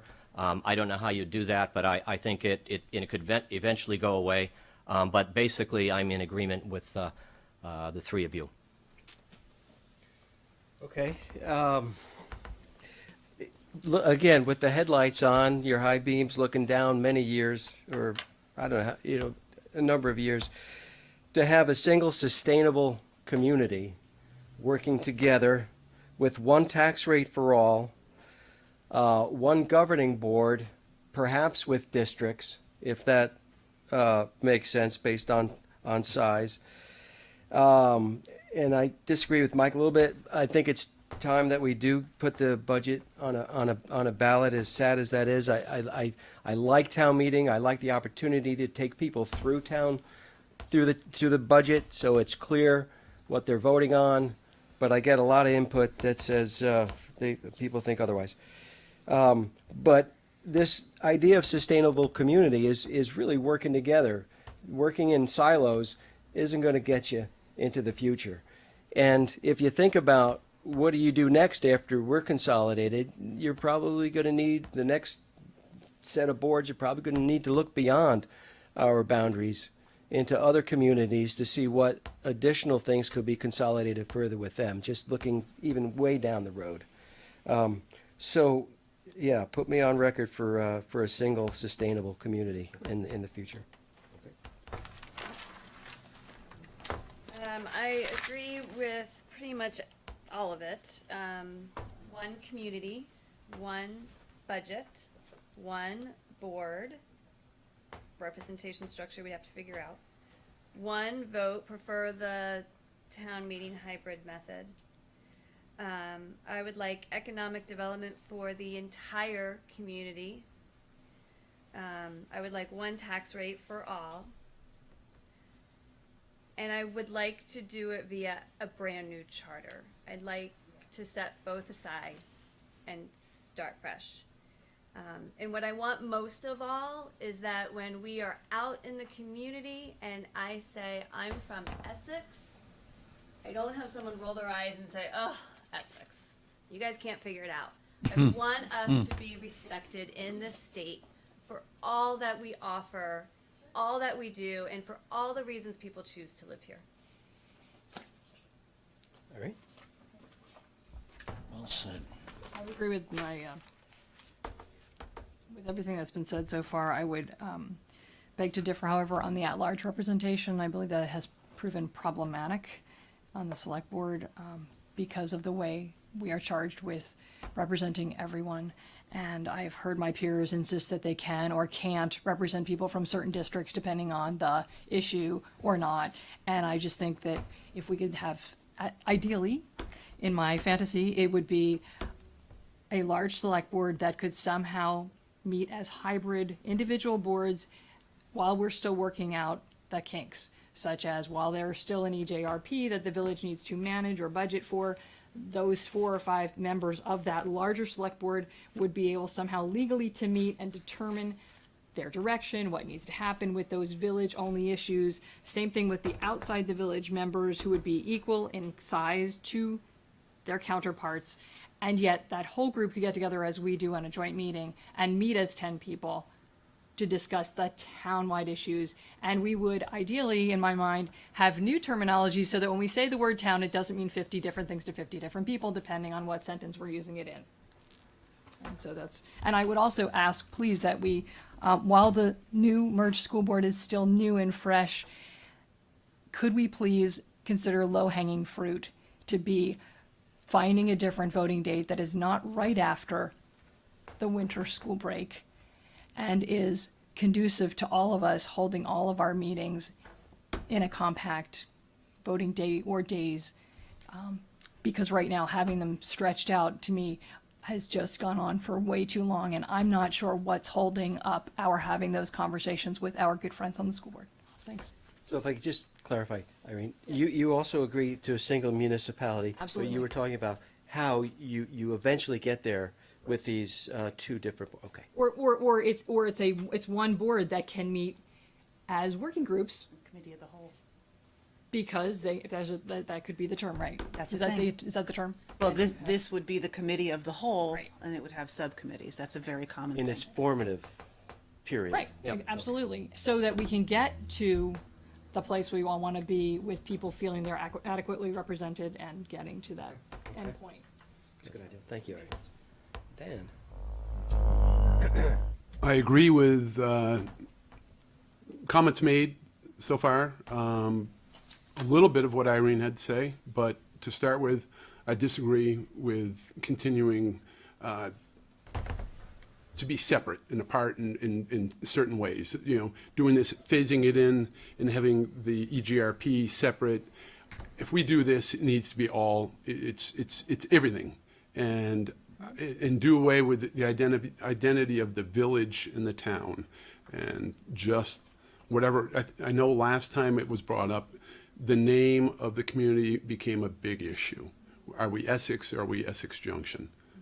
I really don't care. You know, I'm a Vermonter, I'm an American, I'm a, you know, whatever. Let's look at what brings us together as opposed to what makes us different.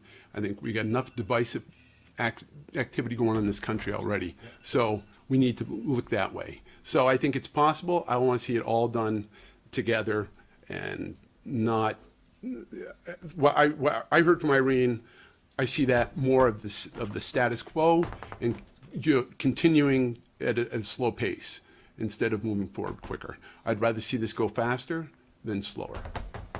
But end up at the same place. At the same place, and whether it's a board, it's phased in as far as the board representation. We can do that, but one board, and as far as the village is concerned, for me, I'm passionate about the village center, the downtown. I want the community as a whole to identify that as their downtown, their historic district, whatever.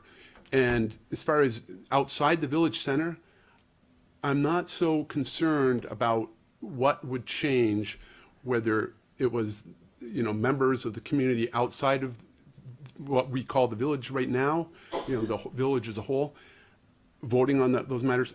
I just want to see that we preserve what we have here, the historic village center of Essex Junction, more than everything else. Andy, last but not least. Oh boy, how do I add to that? Okay, so I guess my the thoughts of what we should be working toward would be a single community, a single board, all members voted at large. Whether there's a transitional board structure at getting there, but I think you need to have a single board. Again, everybody elected at large. The elected officials are certainly beholden to those that elect them and need to be responsive to all members of the community in that regard. Another thing that I would like to see, and I'd like to have considered sooner rather than later, is the question of whenever we have a townwide vote, whether we should commingle the ballots before we count them, so that we're not getting the faction implications of who voted how. Because we can see how the village voted, how the town outside the village voted, and you can see I'd rather get that input from voters directly. I'd like to have them tell me what's on their mind, and I think we should commingle votes. Just as a point, and that's a good point. The Union 46, Diane can attest to this, the Union 46 school district, which was comprised of the village and the town, they had to commingle before they counted. I was there, and it was cumbersome, because then they had to count by hand. So, yeah, they can do that. Okay. Well, so how do we want to wrap this up? That's a good, Max asked me. I don't really know. I think probably a little bit more discussion. Irene? Do we want to take comments from the public at some point? Yeah, why don't we do that? And I'm going to have to excuse myself real quick. Okay. So you want to Yeah, I think that, Evan? Do you want to take a recess? No. Then go without George. Oh, okay. So I saw Jerry's hand first, and I'll come to you, Bruce. So, Jerry? Harry Fox. I've lived here coming on 50 years. And after the high school opened, if anybody would have told me that in 2017 we'd have a single school district, I'd have told them to go soak their head. Because that was the most divisive time that happened when I lived in this town. And I can go into the history of what I know about that, but I don't think you really care. We can do this.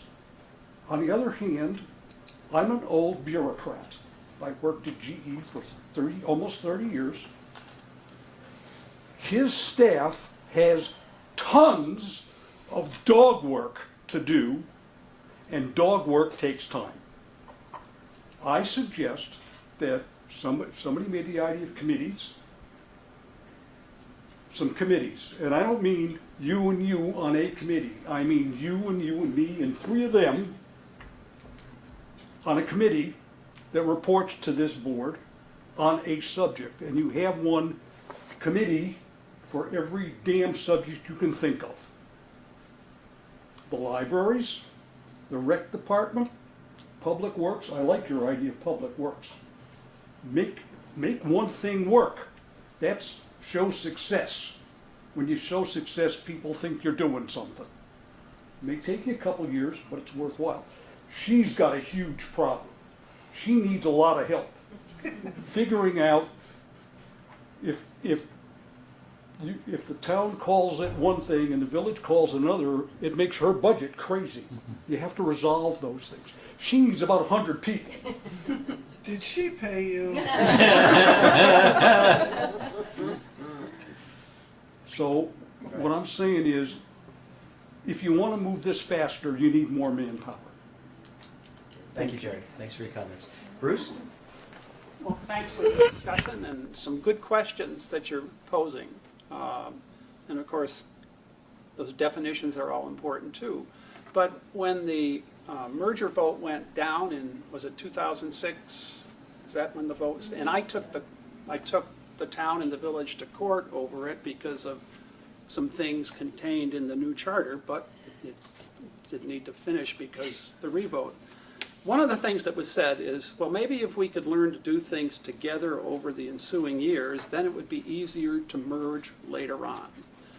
So I have no idea really exactly what has been going on, what the cost implications are have been on. Have there been any savings?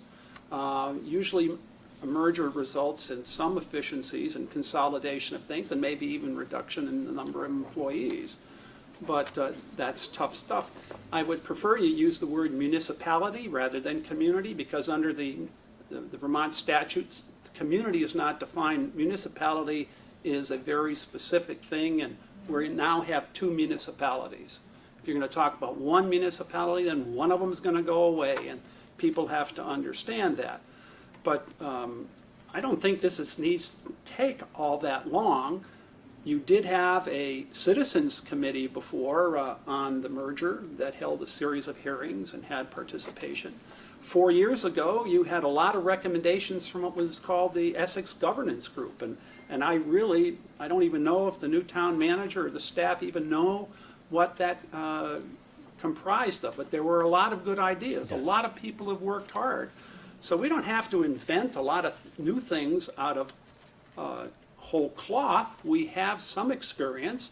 We have had some citizen surveys recently through the governance group. We can start putting this together if you figure out a process for doing so.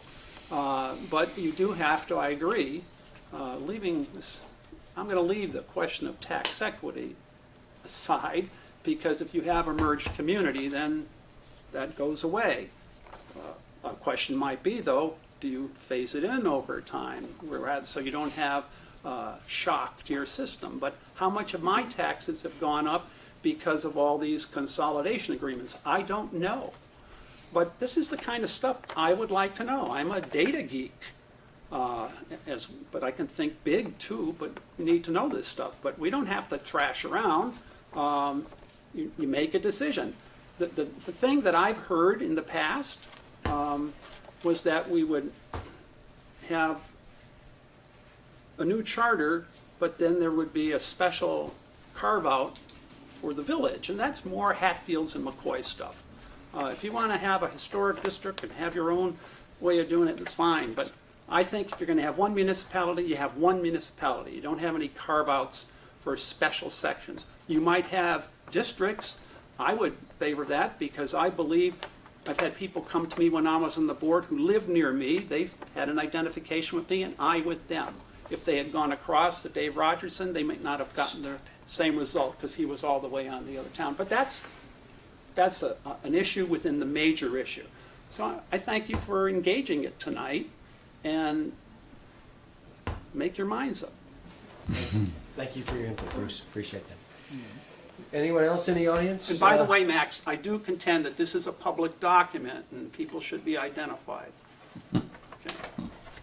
Okay. I think they were now. You'll see that in the minutes, likely. Who's member C? Yeah. Okay. Mary? Yeah, Mary Post. I just want to say that, except for you, Max, you did mention it, that finally someone said something about involving the public.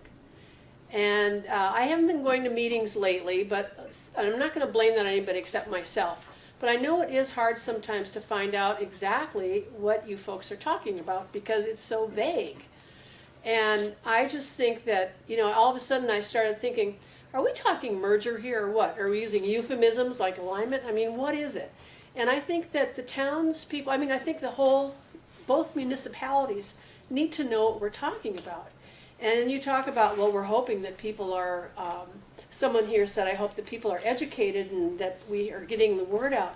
We're not educated because we're not getting the word. And then I believe that, I'm hopeful that we can change the way things have been done in the past. A lot of us that used to put a lot of time into meetings would find that it was like for nothing. We'd come to meeting after meeting after meeting, and it was worse than nothing. It was being treated as if it didn't matter. And so people would say, well, we get stuff from the staff here and say, we want you to come to our meetings. We want to hear what you want. You're part of this town. Well, I've gone to all those meetings, and whatever we said that we wanted and they wrote down, half the time was never even looked at, and the opposite would be done. And I can give you examples. I can't do it off the top of my head now. But I'm just hoping that maybe things will change, and that if we all get involved again, it'll be in a really good, positive way. And not feeling like we're going and wasting our time and that nobody's listening, because then there's a lot of anger that comes up.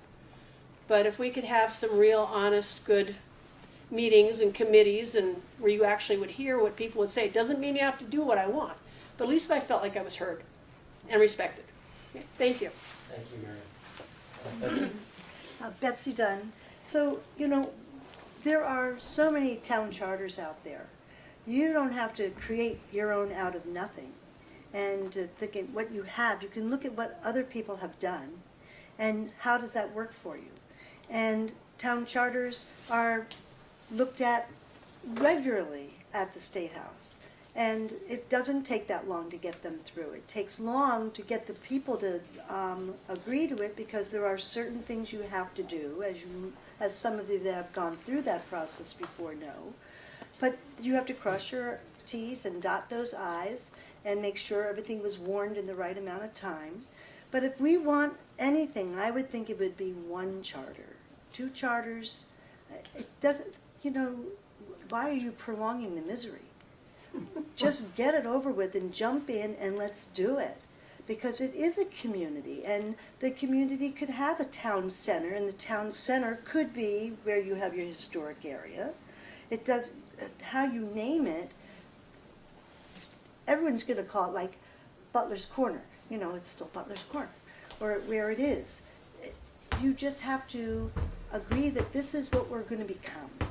And I think that people want that. And as I knocked on doors, people were, why don't we do an Australian ballot for our budgets and everything? And that would be the hybrid model. You can talk about it at the town meeting and warn it the next day. And then when we have the school vote, that's 30 days later. That's perfect for doing the recommendations from the budget. It all works. I think you just have to, as it has been said, get small ad hoc committees together and ask people that are in the community who would like to work on this. You've got so much expertise out in our community that it might not be as hard as you think it is. Thank you, Betsy. Appreciate your input. Jim. Yes, good evening, Jim Berniger. I think this is the first time in a long time that I felt thinner than anybody else in this room, because I only carry about 16 months worth of engagement, involvement with Essex. I'm a new arrival here, but I came with the opportunity to at least contribute in some way to the economic development, which forces one to take an external look. That's my audience out there. I'm not mirrored in the history and in the issues that all of you have lived with, all of these past decades. I've just assumed that what I'm representing out there is a single entity. I've pursued all of the efforts that we've made thus far in development on a range of issues, of being at the table as Essex, as a single entity, and just ignoring, frankly, a lot of the issues. And so I'm just encouraged that I just have witnessed a very single point of view, which I have always felt was our charge and how we want to represent this community, because we're competing with a lot of people out there for resources. And we can't do it with this division. So I encourage you to, and whatever help from my standpoint we can bring to the various committees you decide to set up, I'm delighted to participate. Anyone else who hasn't had a chance to speak yet that would like to? Okay. Again, thank you all for your input. So how do we want to proceed? Do we want to discuss committees for a moment, or do we want to talk, we have a couple of things. We want to talk about committees, but we also, or maybe it was just me, I said maybe we could all just sketch out and put in writing our ideas. We could do both. There's no reason we can't do both of those things. So how do you want to proceed? I wonder if it would be, I mean, I'd like to hear from staff. They work in a municipality, so I think between the 9 of us submitting our ideas and then the staff, putting them together and submitting their own ideas, I think that would be I'm feeling a little overwhelmed in terms of the quantity of ideas that have come forth, and it's late and we have 2 more agenda items, and I think we need to take a breather and think hard about this and then come back. So are you proposing that people do submit in writing then to the manager's office about what committees are needed and perhaps how they should be, who should be on them? A number of people from the trustees, select board, perhaps from the public, which there is a wealth of talent out there that probably need to tap. Yeah, that's what I'm recommending. And so, but do you want to put forward your idea for not just the process for how to proceed, but what you would like to see, a theoretical model of what you would like to move towards? More detailed than what we just discussed? Yes. I see. Sure. I mean, I would think that each one of us could just send our thoughts on the topic in general to Evan to compile for all of us to share. Let me just interrupt. I'm sorry, Evan. Let me just interrupt for a second. The reason I keep pushing the model thing. Homework. The reason I keep pushing the model thing is that I express the opinion, having gone through this many, many times, that if we can put a draft model in front of the public, it focuses the discussion. Yes. Because too frequently, it is not to keep the public out, but too frequently, we're starting at ground zero. And we've made, I think, a lot of progress over the last year. And I think sometimes if you put a model in front of the public, you can say, then you say, well, why are we doing it why did you have that model? Because this addresses this problem, and we're doing it this way because it addresses this problem, it addresses this problem. It focuses discussion. That's why I'm keep pushing this concept. But So we could create a model and then validate it with the public. Something like that, just a very general idea. But let me go around. Andrew, did you have thoughts about how we should proceed, what we should do next? I seem to recall at a previous joint meeting before the 24th, one of the things that we talked about was having a consultant come in and talk to us about the different types of models. Because sure, I can brainstorm some, I can look at some of the other charters that are on the website, but that's just what I can get. That's just what I can come up with. I wonder if models were proposed to us, if that could then be more of a dry erase board, move some things around, a group activity that we could do. Okay. So that way it's not just, I don't want to say that the ideas that I put forward are the only ideas I'm willing to work towards because of my own knowledge gaps that I may have in terms of municipal structures. So you would define what your thoughts are for the model and then some perhaps tools or methods of how to get there with getting this input from experts. Is that? I can. I just wonder if it's worth the time of, I don't know if the experts are the staff, telling us about what some of the models are and what some of the options are. Because me putting it on a piece of paper is only going to allow for what's up in this brain.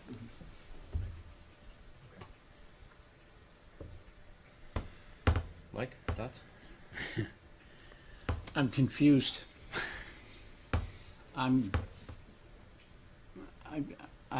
Maybe it's just me, but I'm hearing 2 very different things going on here.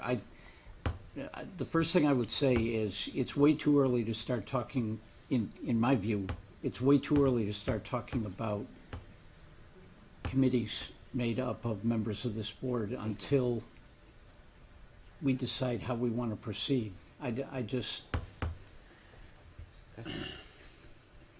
Okay.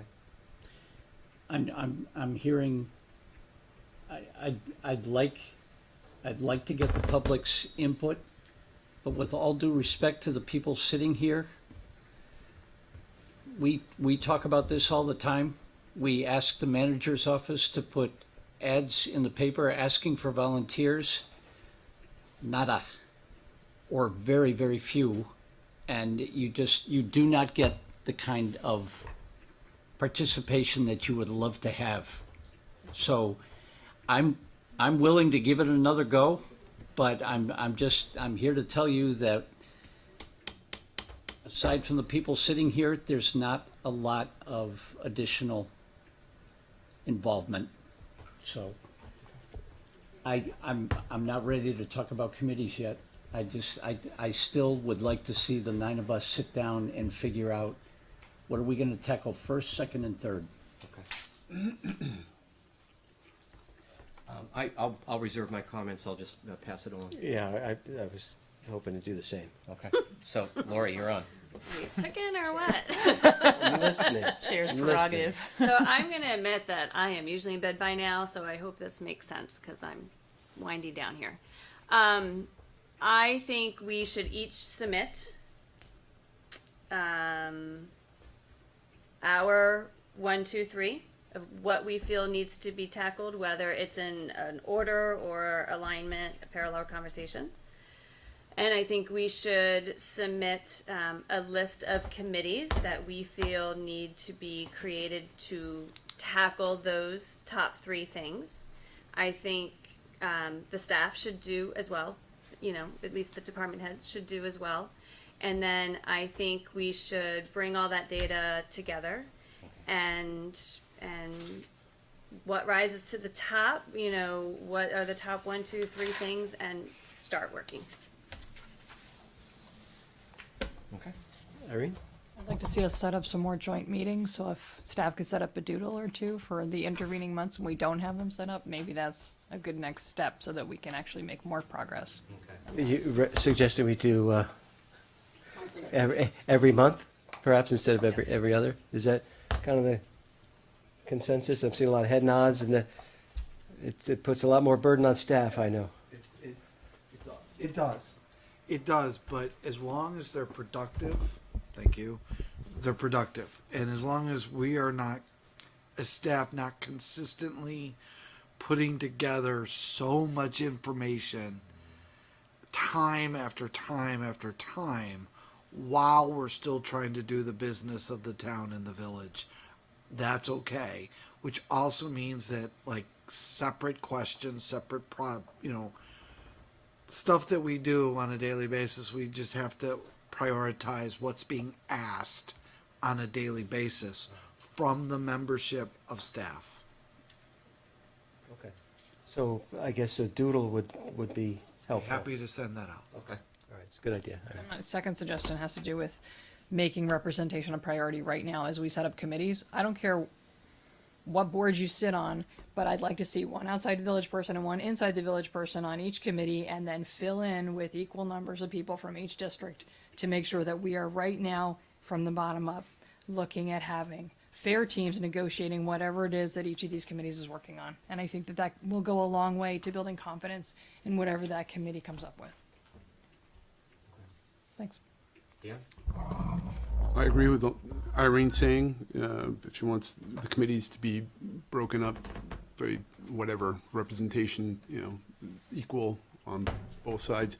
But I agree with pretty much everyone's comments here.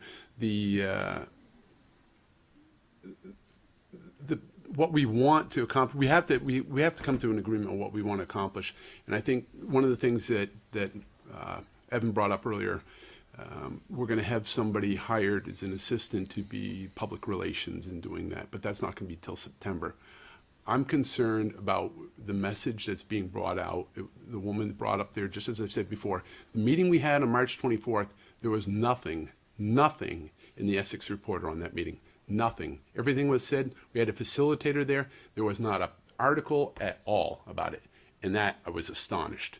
And the people, I mean, I appreciate Channel 17 being around, but for the most part, people, that paper gets around the community much better, or is more viewed. I'm sorry. That's a fact. I know you, as the board did it before, they checked to see where people are getting most of the information. And I think the study done back, George, you can correct me, it was Yes, you're right. maybe 10 years ago. Yes. And the majority of people get the information through the Essex Reporter. So that, I was stunned. So I'm concerned about that. I want that to be taken care of, okay? So we're getting. I know. Well, I just think that people, I think we need to do a press release. We need to make sure we're getting stuff out to the people so that the people are aware, as we heard before from the woman out there, that they're not. And the other thing I want to clarify for everybody here and everywhere, that we know, just because you don't get what you want doesn't mean you weren't heard. So that's something that I heard from a lot of people say, we were against this, we were against that, so we weren't heard. No, you were heard. It's just you didn't get what you wanted.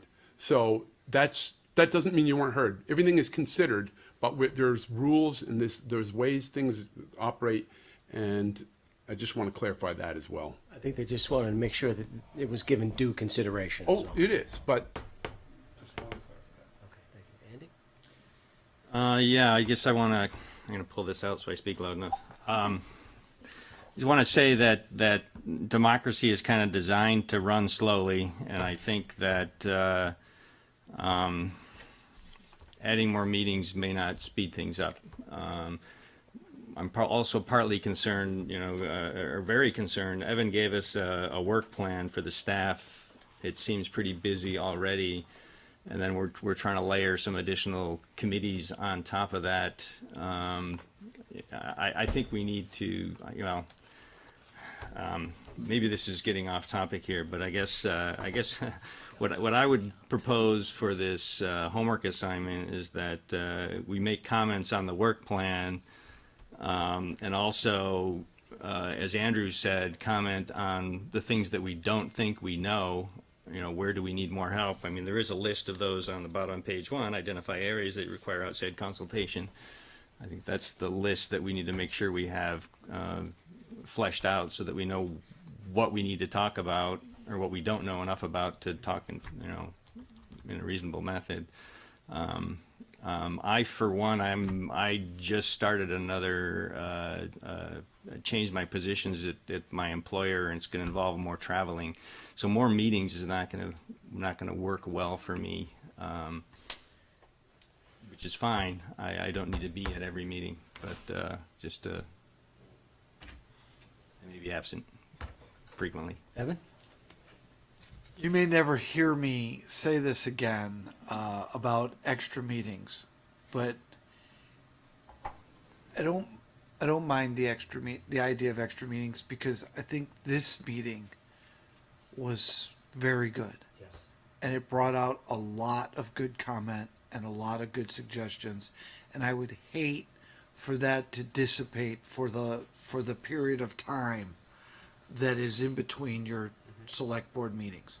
So I might suggest something. We insert the next meeting and maybe have a potential second date to fill in between the meetings. And then let's see where we go with those. And then if we can find dates to insert, great, because the momentum is what's important. It's this camaraderie and what you're talking about with each other that is so important, including some of the public's comments that are helping to focus that conversation. And Andy, I think you're dead on. I did give you things to do. You have a homework assignment. I'm not sending you out a reminder. I do think part of your homework for this thing is, please look at these definitions and write what you think they mean. They could be sent to a committee to hone, but you need to be talking the same language. When you say alignment, what do you mean? When you say quality of life, what do you mean? Because that's the communication you're going to give back to the community. You're going to go and tell the community, this is what we mean by service level. This is what we mean by, it's just something so that they understand what you're talking about.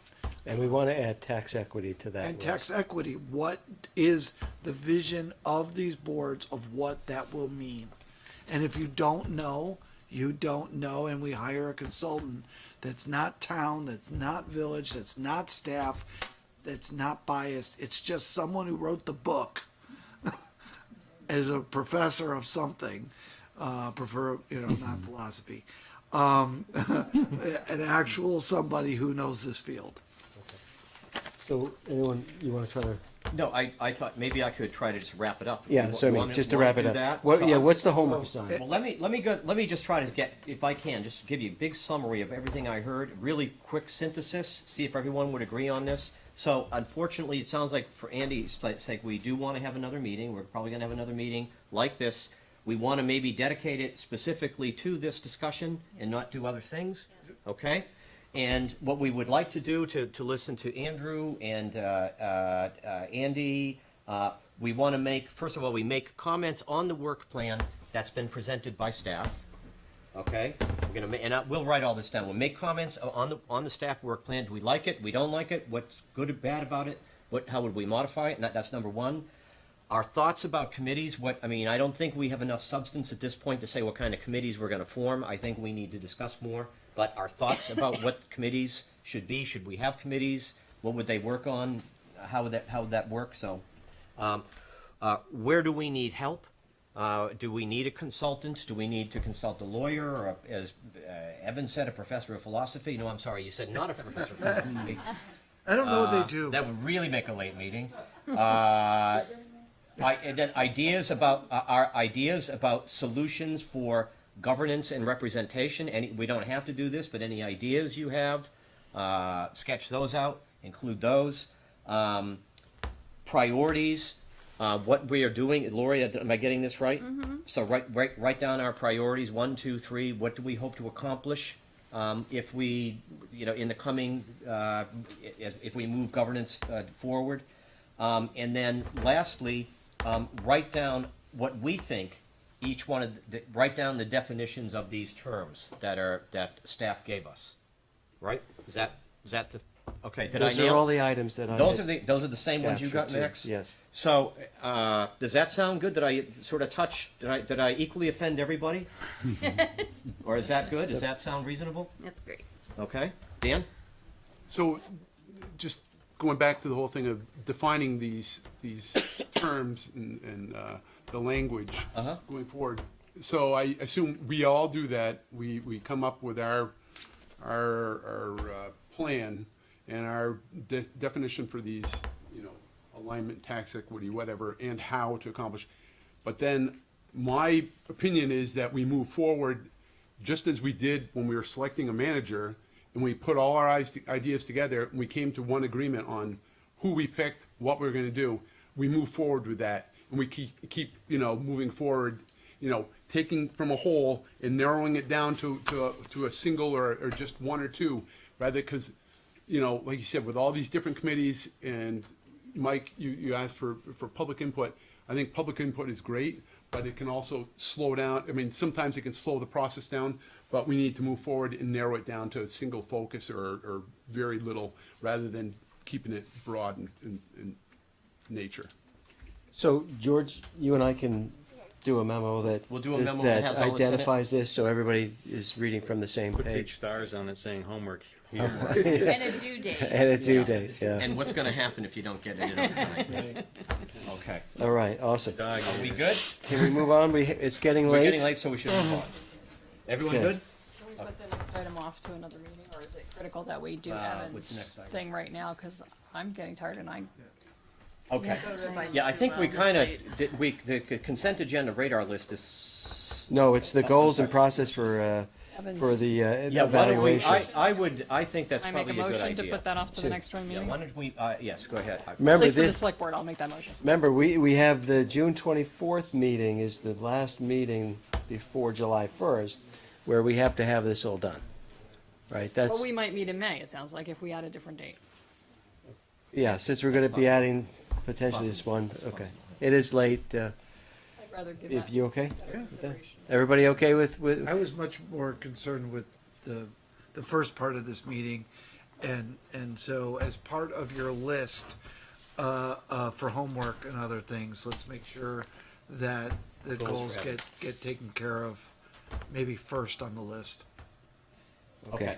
A- Yep. And if you, I'll add that, Evan.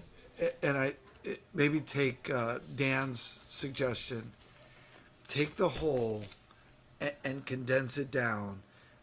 Please don't give me like, and that doesn't mean like number 5 has 17 parts.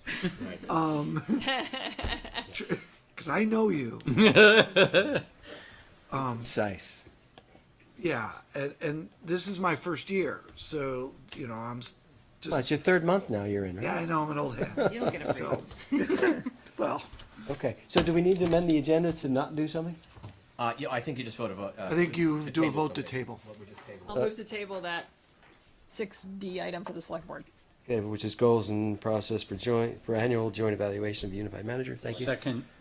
Okay, thank you. Any further discussion? All those in favor, signify by saying aye. Aye. Aye. Okay, I will make the same, do I hear a motion for the trustees to, for us, it is item 5D. I'll second. Who made the motion? I made the motion? You made the motion. I'll second. Okay, any further discussion? All in favor? Aye.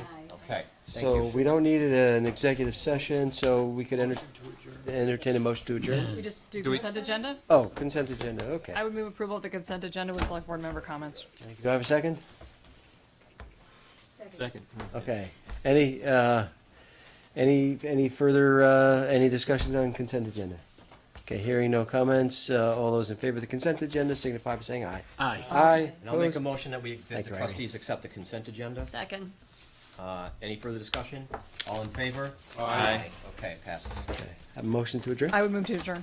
Thank you, Irene. Do I have a second? Go Come on, get it, guys. Andy. Elaine got it, okay. All those who are in favor of adjourning signify by saying aye. Aye. Aye. I'll move we adjourn. Move we adjourn. You got it. Like, we'll give you the second. Okay, all in favor? Aye. Okay, Huh? good job. That was a good meeting. Oh. Yeah, I very just want you to productive. know the village We've had board meeting yesterday was 21 minutes. I'm just.